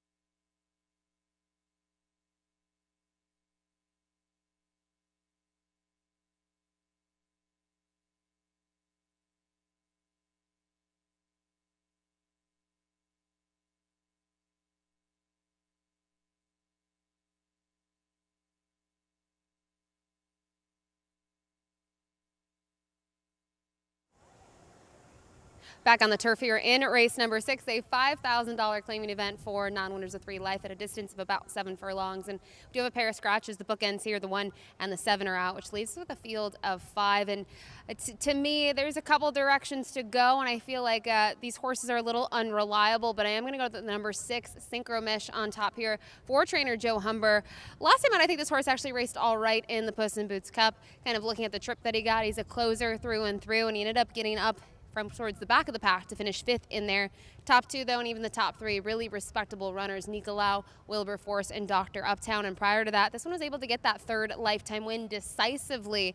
And I think a lot came down to the trip, because 2-year contract also was a participant in that race. And I think they both were sitting off the pace. 2-year contract was a little closer, but I think the big thing for Synchro Mesh is he got in the clear, was able to angle out, and didn't get into any traffic problems. So I think today, going back to the 7/8 distance should be just fine for him. He's got some really big buyer speed figures here locally on the turf, and certainly can kind of step up here and get his 3rd lifetime win. And then from here, as I've mentioned, a couple other runners, the number 3 2-year contract.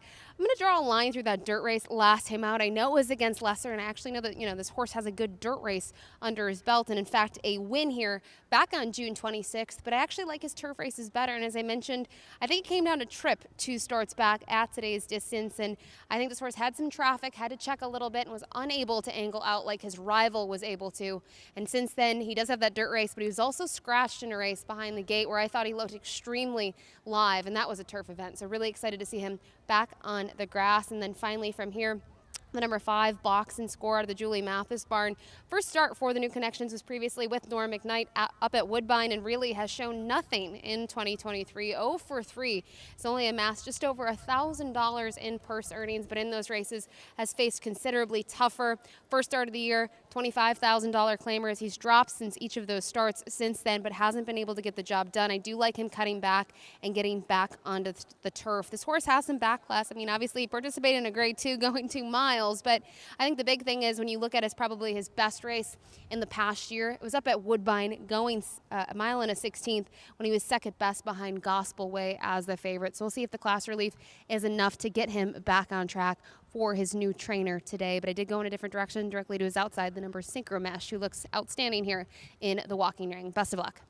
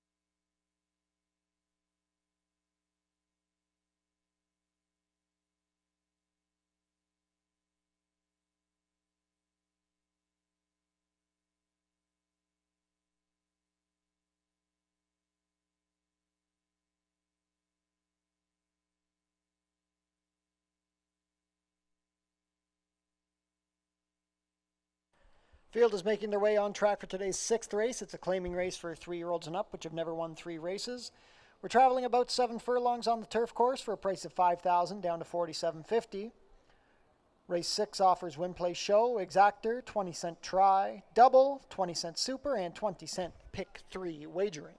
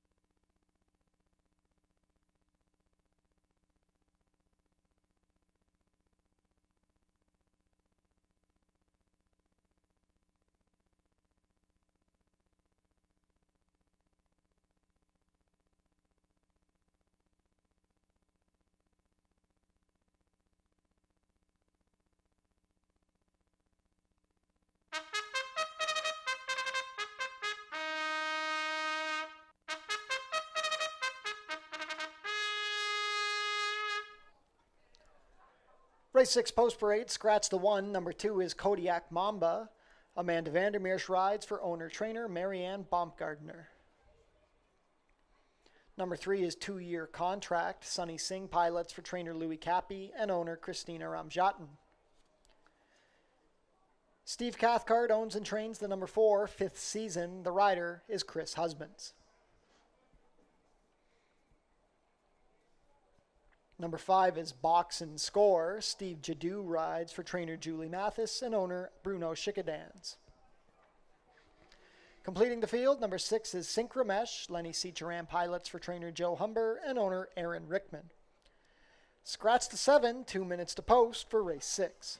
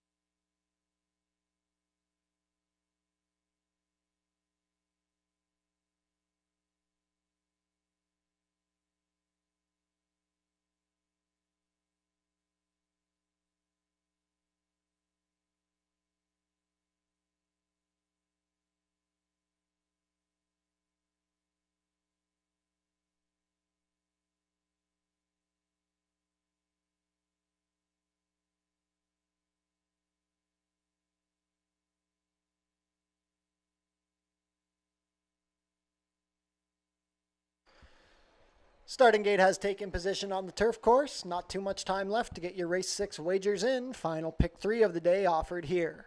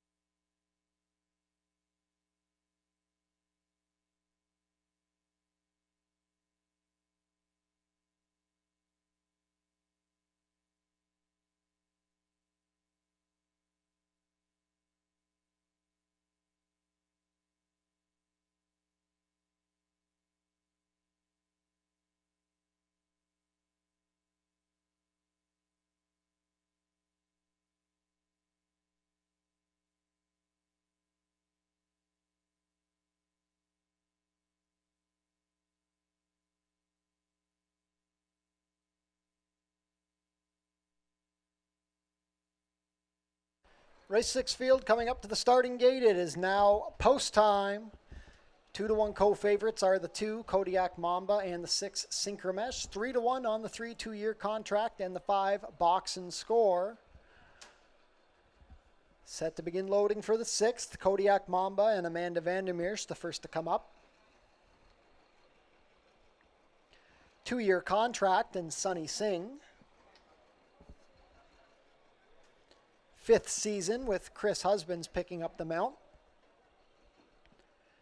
Box and Score makes his Fort Erie debut, Steve Jadu aboard.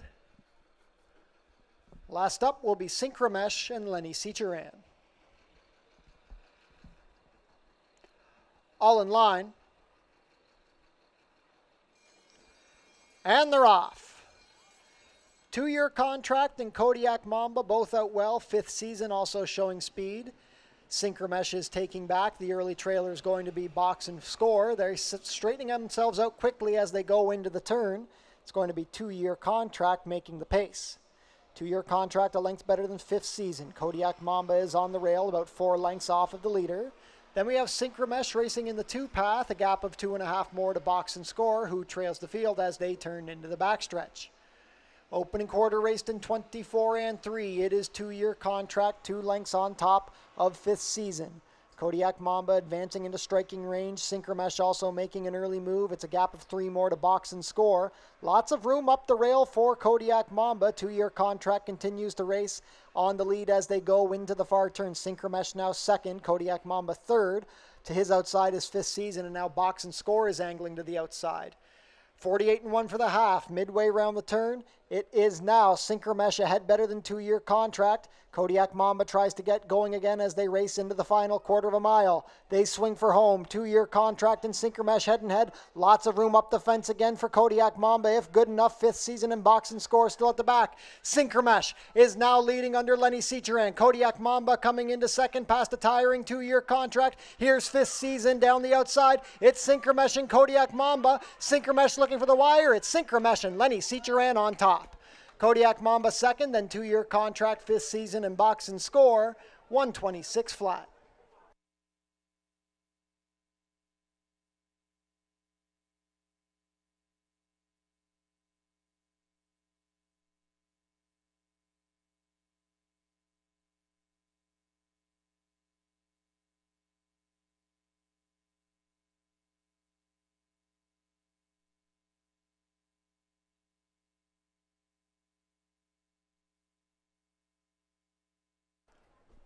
Unofficial in race 6, the winner is number 6, Synchromesh. 2nd is the 2, Kodiak Mamba. 3rd, number 3, 2-year contract. And 4th, number 4, 5th season. Unofficial race 6 order, 6-2-3-4.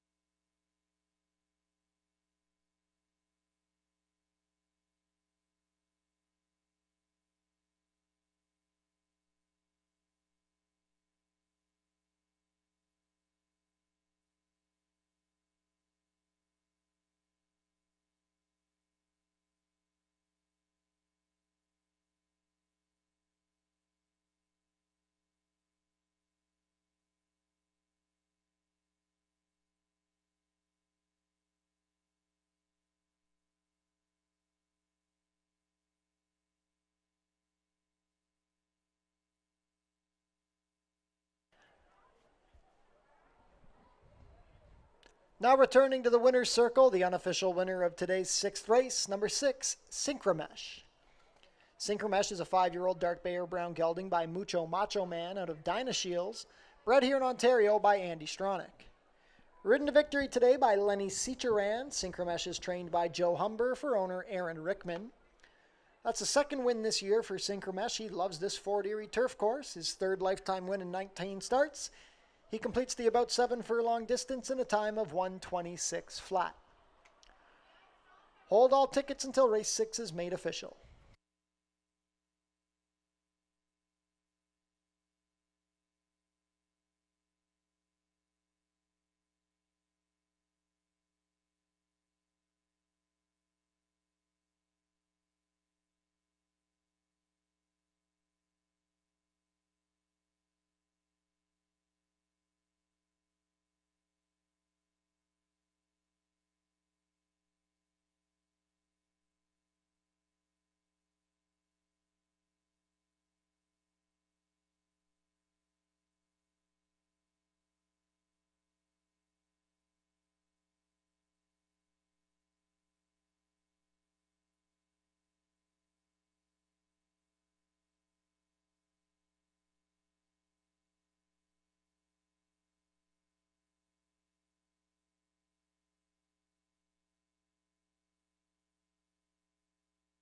It's official. Synchromesh returns 560, 260, Number 2, Kodiak Mamba second, 330, 220. Third is the 3, 2-year contract, 230. $2 exacta, 6-2, 1760. The $1 try, 623, 2150. $1 super, 6234, $51.15. The $2 double, 26, 1580. And the $1 pick 3, $32 even.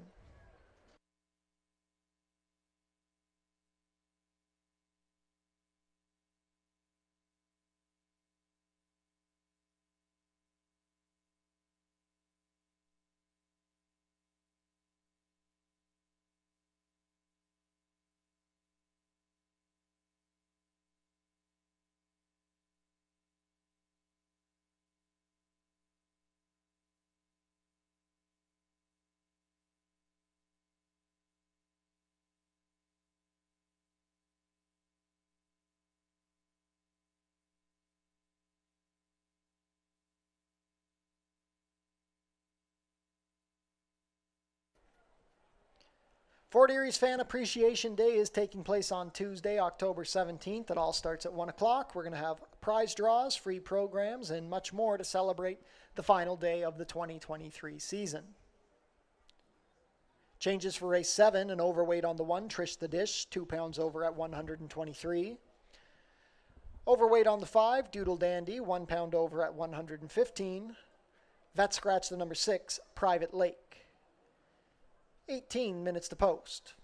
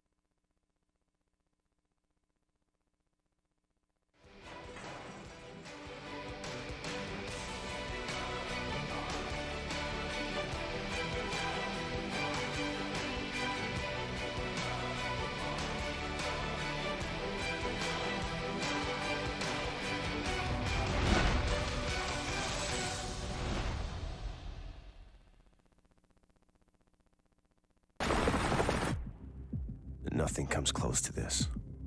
Elegant avatars of speed, sprinting towards glory. Hands grip with white-knuckled hope. Seats become decoration. As fearless drivers take flight. And it's closer than you think. Visit OntarioRacing.com.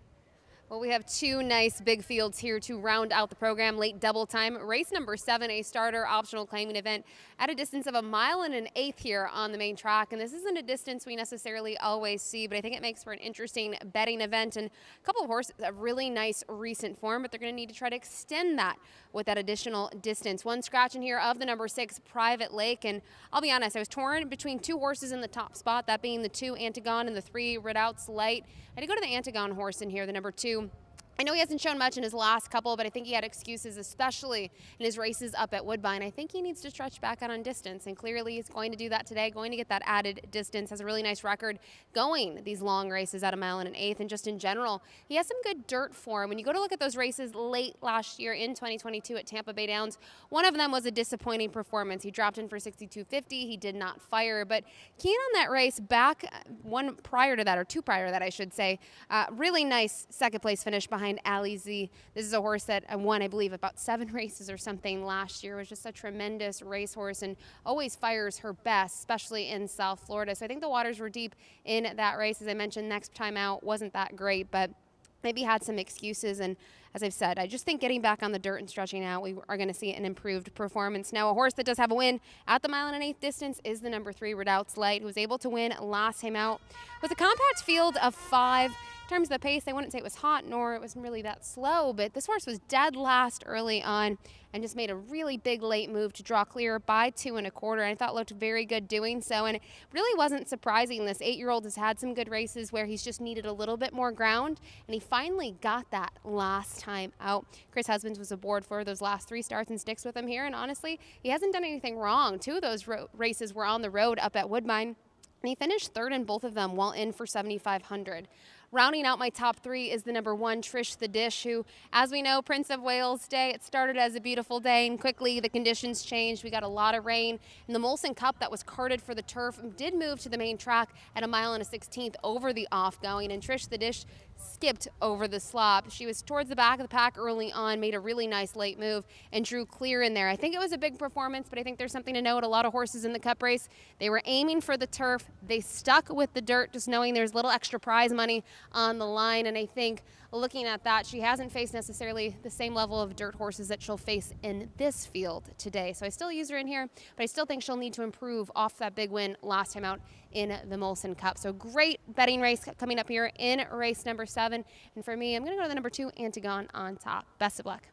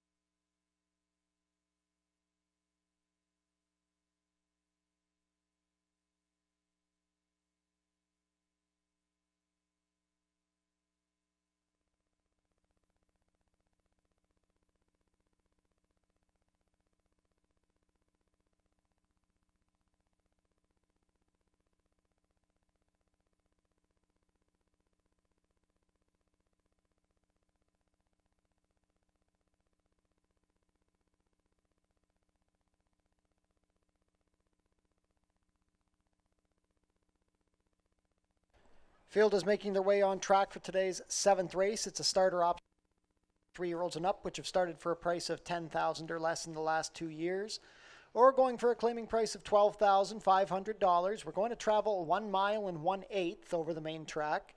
Race 7 offers win, play, show, exactor, 20-cent try, double, and 20-cent superfecta wagering.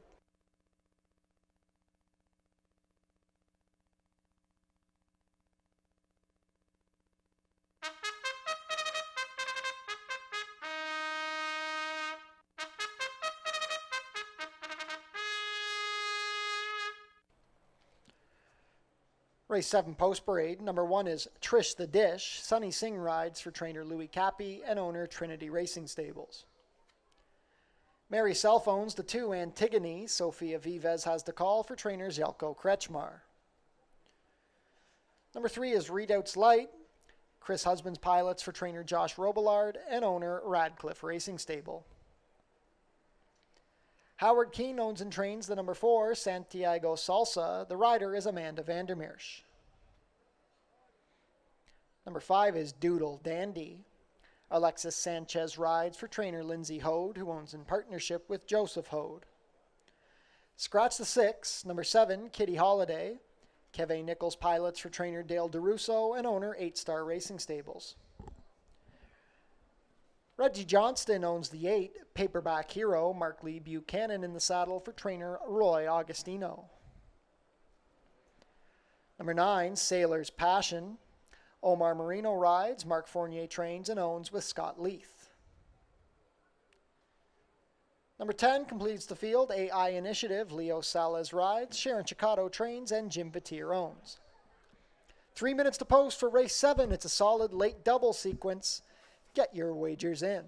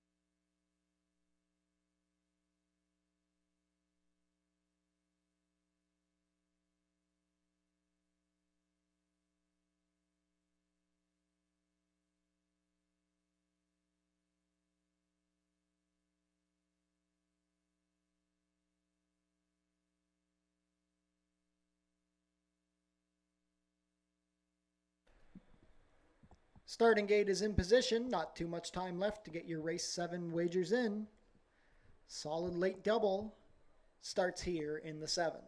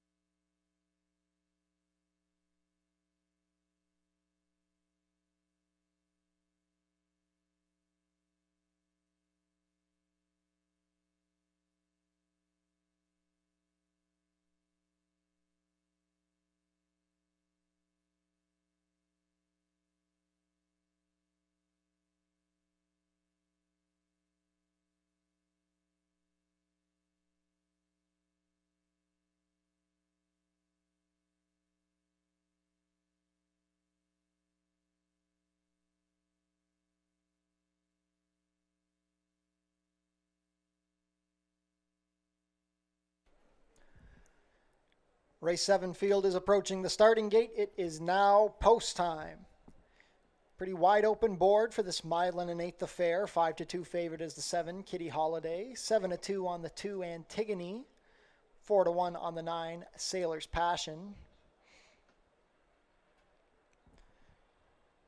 Mixed bag of horses in this longer distance. A few mares, a few Woodbine Invaders. Should be an interesting competition. First to load is the Molson Cup winner, Trish the Dish, with Sunny Singh. Antigone makes her Fort Erie debut with Sofia Vives. Redoubt's Light, a last out winner over the distance. Chris Husband's aboard. Santiago Salsa, also looking for his second consecutive win. Doodle Dandy with Alexis Sanchez. Kitty Holiday in from Woodbine with Kevin Nichols. Paperback Hero on the stretch out with Mark Lee Buchanan.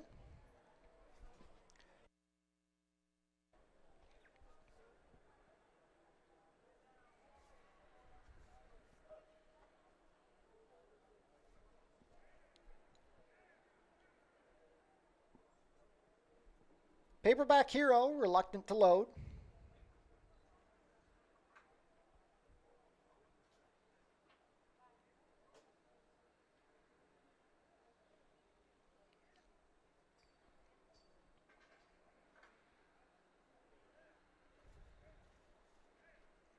Goes up now. Sailor's Passion off the claim with Omar Marino aboard. Last in will be AI Initiative and Leo Salas. All in line. And they're off. Pretty good beginning. Kitty Holiday out well with Paperback Hero. Antigone is also showing speed from the inside with Trish the Dish. Santiago Salsa under a hold. Doodle Dandy is looking to drop down to the rail with AI Initiative. At the back early, Redoubt's Light. A little bit of a cluster up front, but it's going to be Trish the Dish leading the way as they race into the clubhouse turn. Antigone is second. Santiago Salsa racing between her and Paperback Hero. It's going to be a wide journey for Sailor's Passion. Kitty Holiday has found his way to the rail. He's racing on the inside of AI Initiative.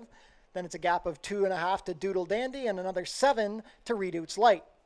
That's a pretty quick opening quarter for this distance. 23 and 4. They go into the backstretch and Trish the Dish is leading the way.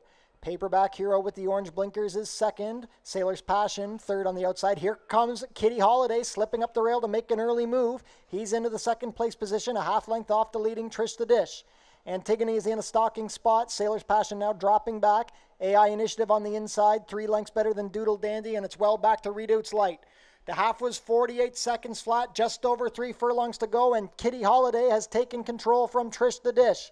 Antigone is third on the inside of Paperback Hero. AI Initiative tries to launch a rally from fifth. Santiago Salsa, Sailor's Passion. Doodle Dandy tries to get going, and Redoubt's Light still at the back. 3 quarters, 1:12 and 1. Kitty Holiday is giving them the slip at the quarter pole. He's up by 5 at the head of the stretch.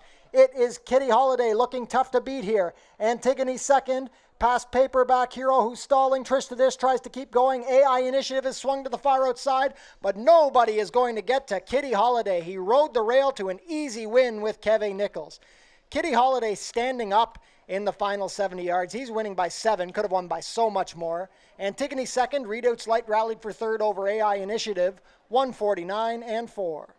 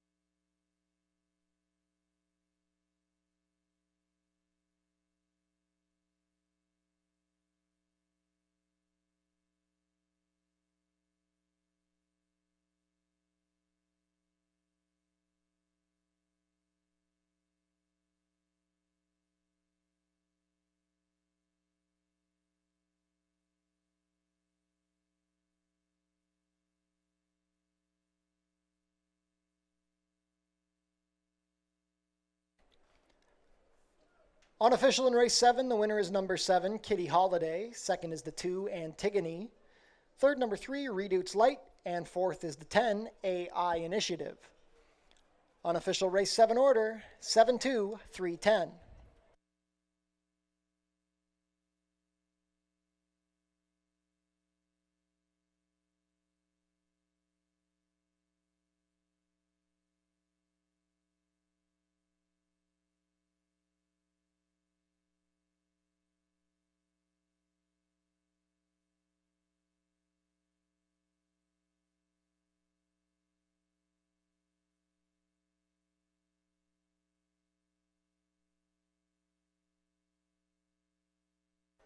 Now back to the winner's circle, the unofficial winner of today's 7th race, number 7, Kitty Holiday.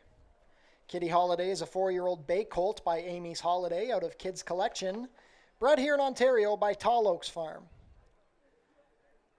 With a rail rally under Keve Nichols, Kitty Holiday is trained by Dale DeRusso for Owner 8 Star Racing Stables. That's his second win of 2023. He takes his Fort Erie debut in his 5th lifetime score, 1 mile and 1/8. Very comfortably in a time of 1:49 and 4. Hold all tickets until race 7 is made official.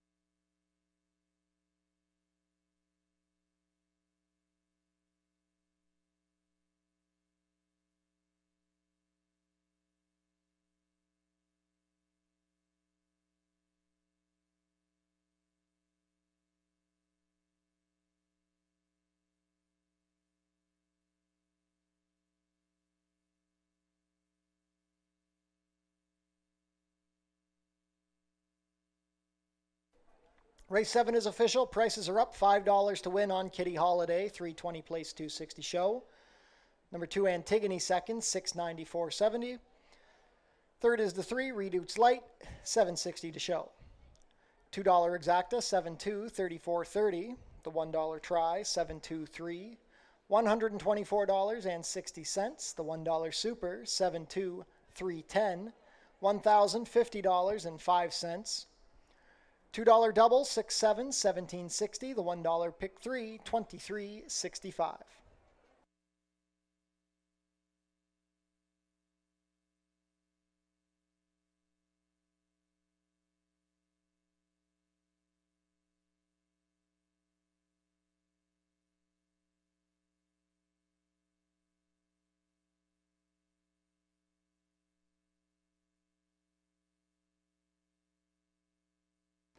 Jackpot high five wagering offered here in race 8. The carryover, $3,375.27.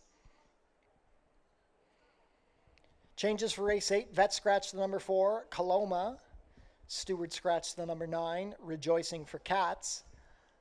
Also eligible number 11, Tangerine Twist will draw in. Steward scratch the main track only, number 12, Sovereign Tale. 18 minutes to post for race 8.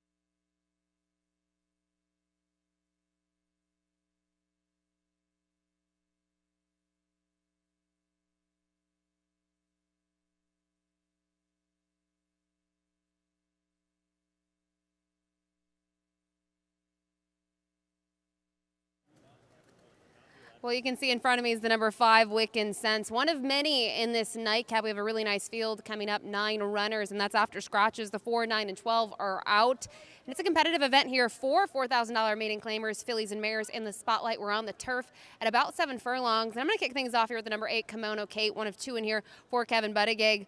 I just think this horse is going to be forwardly placed, is going to get that good trip, and obviously last time out raced really well here locally, but it was on the dirt. I think getting back on the turf, we're going to see an improved performance. You can see some really nice turf efforts, just a couple of starts back, and I know they were up at Woodbine, but I just think this horse has some back class and really, I say back class, maybe not for an 0 for 13 maiden, but she's just got some really nice races under her belt that I think she'll be able to shine here. And if you're taking a look at her, you can see they hosed her off. It is a little warm for October, but she looks good here for her connections. Now, directly to her inside, I think, is a really live horse as well. The number 7, Ash Wiccan for Gary Chidobiak. Was third last time out behind Breach of Trust and Prince for a Day, and I named those 2. Breach of Trust was finally able to get the job done switching to the turf and had a little bit of a wake-up call, but this is the filly that tackled the boys, not just last time, but 2 starts back as well in a turf event against maiden specialweight competition, where the winner, Bait and Switch, came back to win for the Alderson family in the following start on the main track. I just think she's faced better. My one knock on her, which is why I use her for second, is typically she's run out of ground and has run out of real estate. And we saw that 3 starts back at the 7/8 distance against female rivals against maiden specialweight competition. She just missed in there by a head, but she is facing a lower level even than last time out, just knowing that she had to face those males last time out. So she certainly could get the job done here. And I like the Jeff Alderson, 2 of her better performances. He's been in the irons and booked to ride again. Finally, I'll round things out directly to that one's inside in here with the number 6, Lady of the Fort, receiving Cathcart, owned by Andrew Stronach.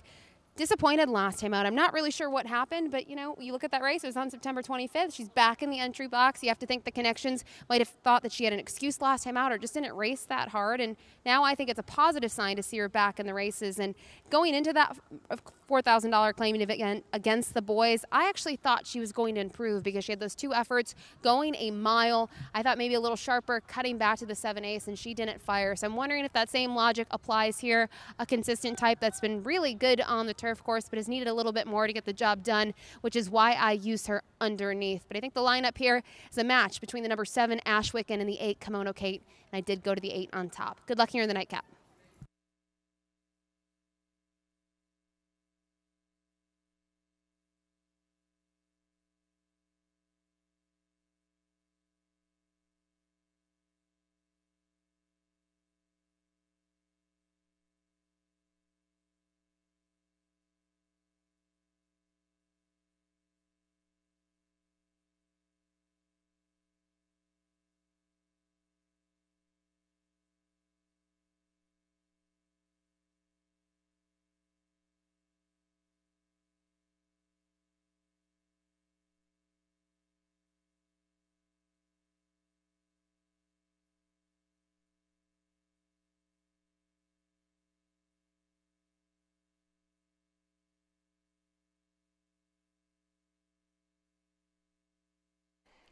Field is making their way on track for today's 8th and final race. It's a maiden claimer for fillies and mares 3-year-olds and up. Going to go about 7 furlongs over the turf course for a price of $4,000 down to $3,750. Race 8 offers win, place, show, exactor, 20-cent try, 20-cent super, and 20-cent jackpot high 5 wagering. The carryover is over $3,000.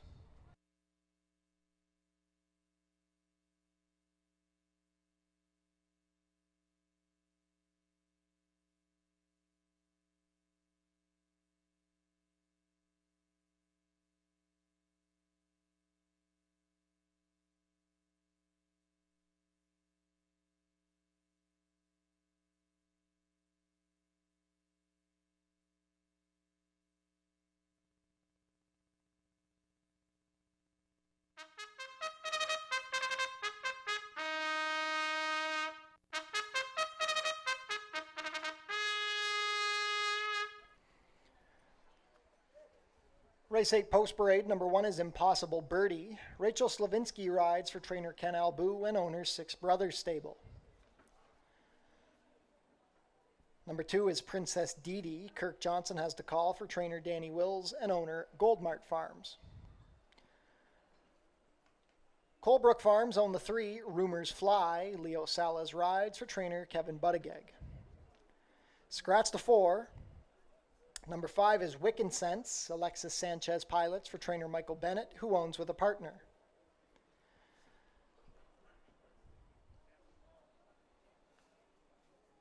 Number 6 is Lady of the Fort. Chris Husbands rides for trainer Steve Cathcart and owner Andrew Stronach.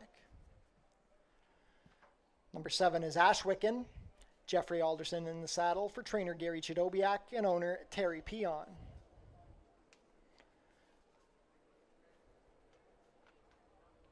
Number 8 is Kimono Kate. Amanda Vandermeer's pilots for trainer Kevin Buttigieg and owner Michael Edwards. Scratch the 9.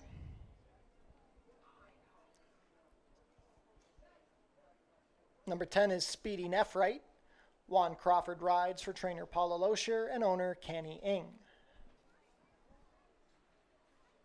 Completing the field, number 11 is Tangerine Twist. Melanie Pinto in the saddle for trainer Julie Mathis and owner Bruno Schickadans. Scratch the 12, 2 minutes to post for race 8. Jackpot high 5 wagering offered here.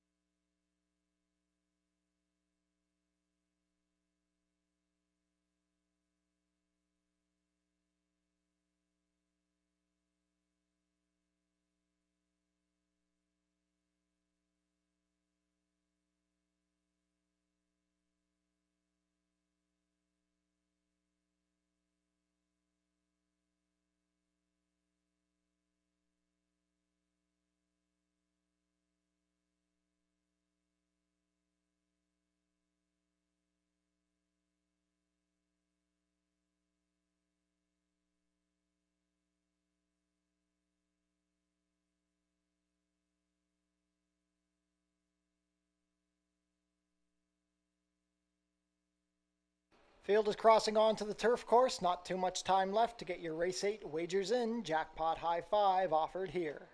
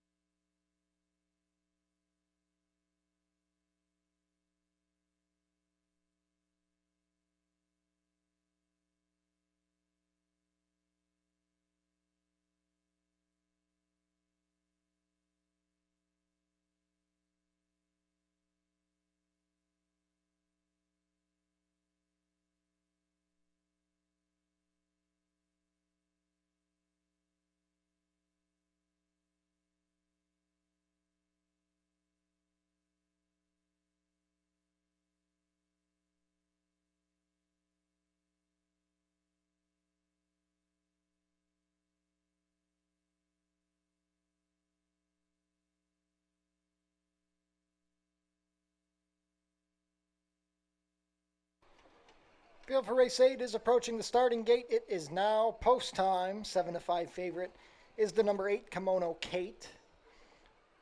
Co-second choices at 3-1 are the 7 Ashwicken and the 11 Tangerine Twist. It's a field of 9 to close out the day over the turf course.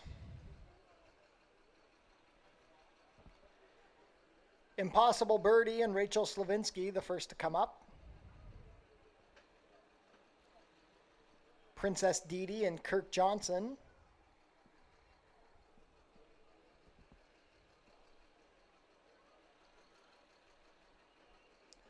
Rumors Fly, Leo Salas in the colors of Colebrook Farms. Wiccan Sense with Alexis Sanchez. Lady of the Fort and Chris Husbands. Ashwicken with Jeffrey Alderson.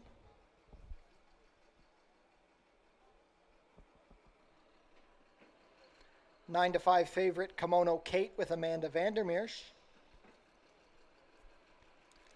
Speedy Nephrite with Juan Crawford. Last up will be Tangerine Twist with Melanie Pinto. All set for the nightcap.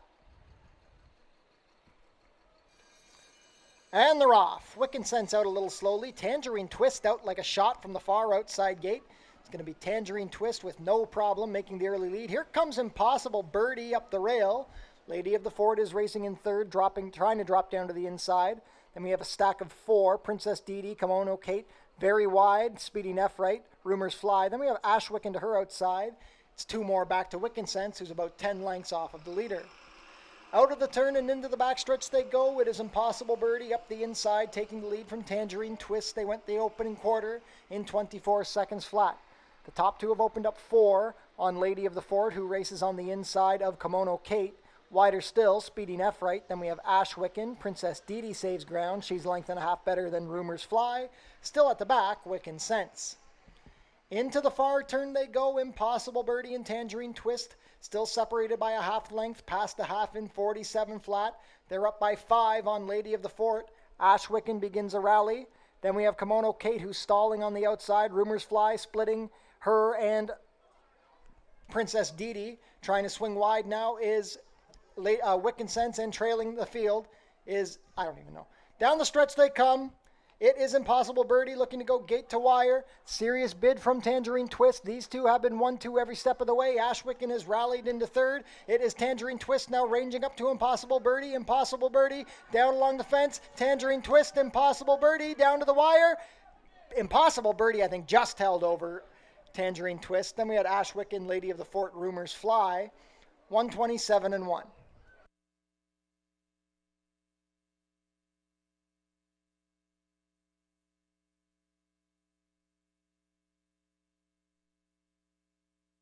Photo finish in race 8.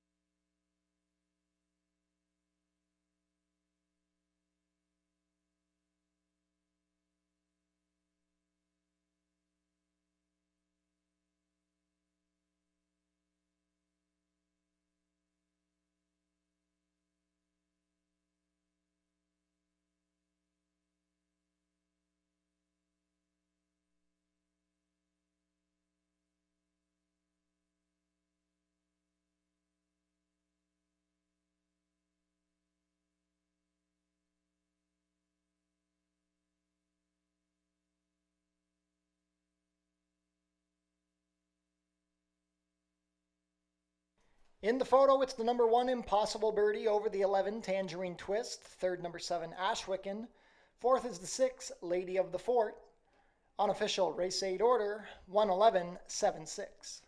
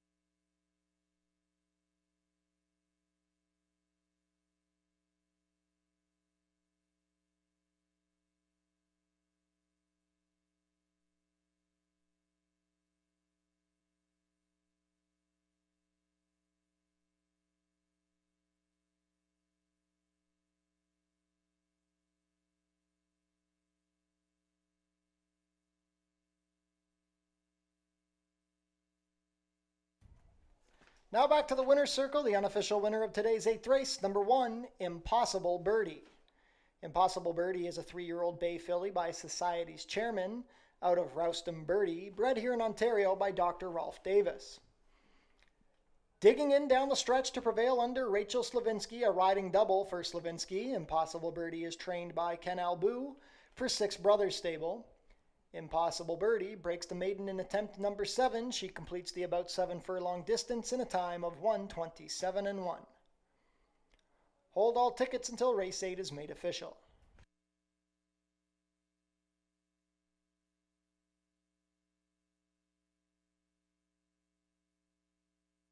Race 8 is official.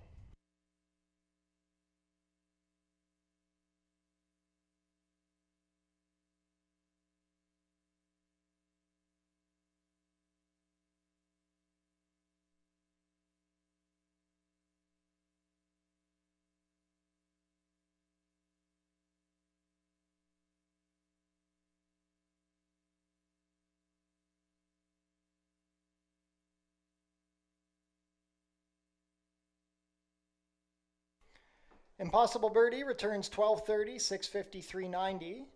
Number 11 Tangerine Twist second, 6:40 to place, 3:40 to show. Number 7 Ashwicken third, 2:30 to show. $2 exacta, 111.6960. The $1 try, 111.7. $74.90. The $1 super, 111.76. $548.10. $1 high five, 111.763. Multiple winning tickets, $1,785.30. The carryover into Monday's card will be $5,178.44. $2 double, 7-1, 47.70. The $1 pick 3, 76.05. $1 late pick 4, $300, 75 cents. And the $1 late pick 5, $1,384.45.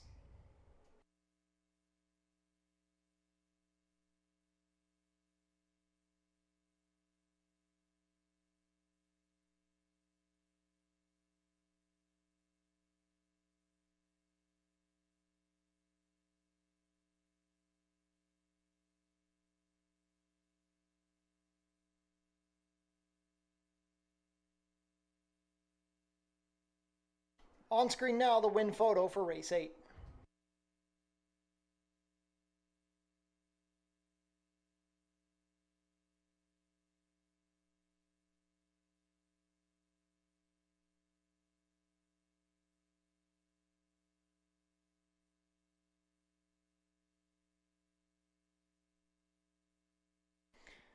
We had a claim out of race 8, the number 2 Princess Didi, claimed by Phil Vanderbert, moves to the barn of trainer Paula Loescher. Jackpot High Five carryover has grown to $5,178.44. That will be up for grabs on Monday. Visit our website, FortErieRacing.com, for information about everything going on at the track, live streaming of the races, and you can find all of our race replays. Tune into the pre-race show to get info about the track conditions, scratches and changes, handicapping selections, and info about upcoming races and events. Racing will be back next week at Fort Erie, Monday and Tuesday. First post will be 1 o'clock. Fort Erie's Track-A-Lantern is taking place on Monday, October 9th. It starts at 1 o'clock. Kids in costume can come and trick-or-treat around the track. Fan Appreciation Day will be Tuesday, October 17th at 1 o'clock. We're going to have prize draws, free programs, and much more to celebrate the final day of the season. The Homestretch Bar and Tiki Barbecue are closed for the remainder of the season. They will be open on Track-A-Lantern Day. Tune into your TV Niagara for the Fort Erie Race Replay Show, Channel 700, Thursdays at 10:30 and Saturdays at 10. That concludes the racing week here at Fort Erie. I want to thank everybody for joining us this week. Another solid week of racing. Winding down our thoroughbred season. We've got 2 weeks, 4 cards of racing left for you this year. Hope to see you all back on Monday at 1 o'clock. Everybody have a wonderful rest of your Tuesday.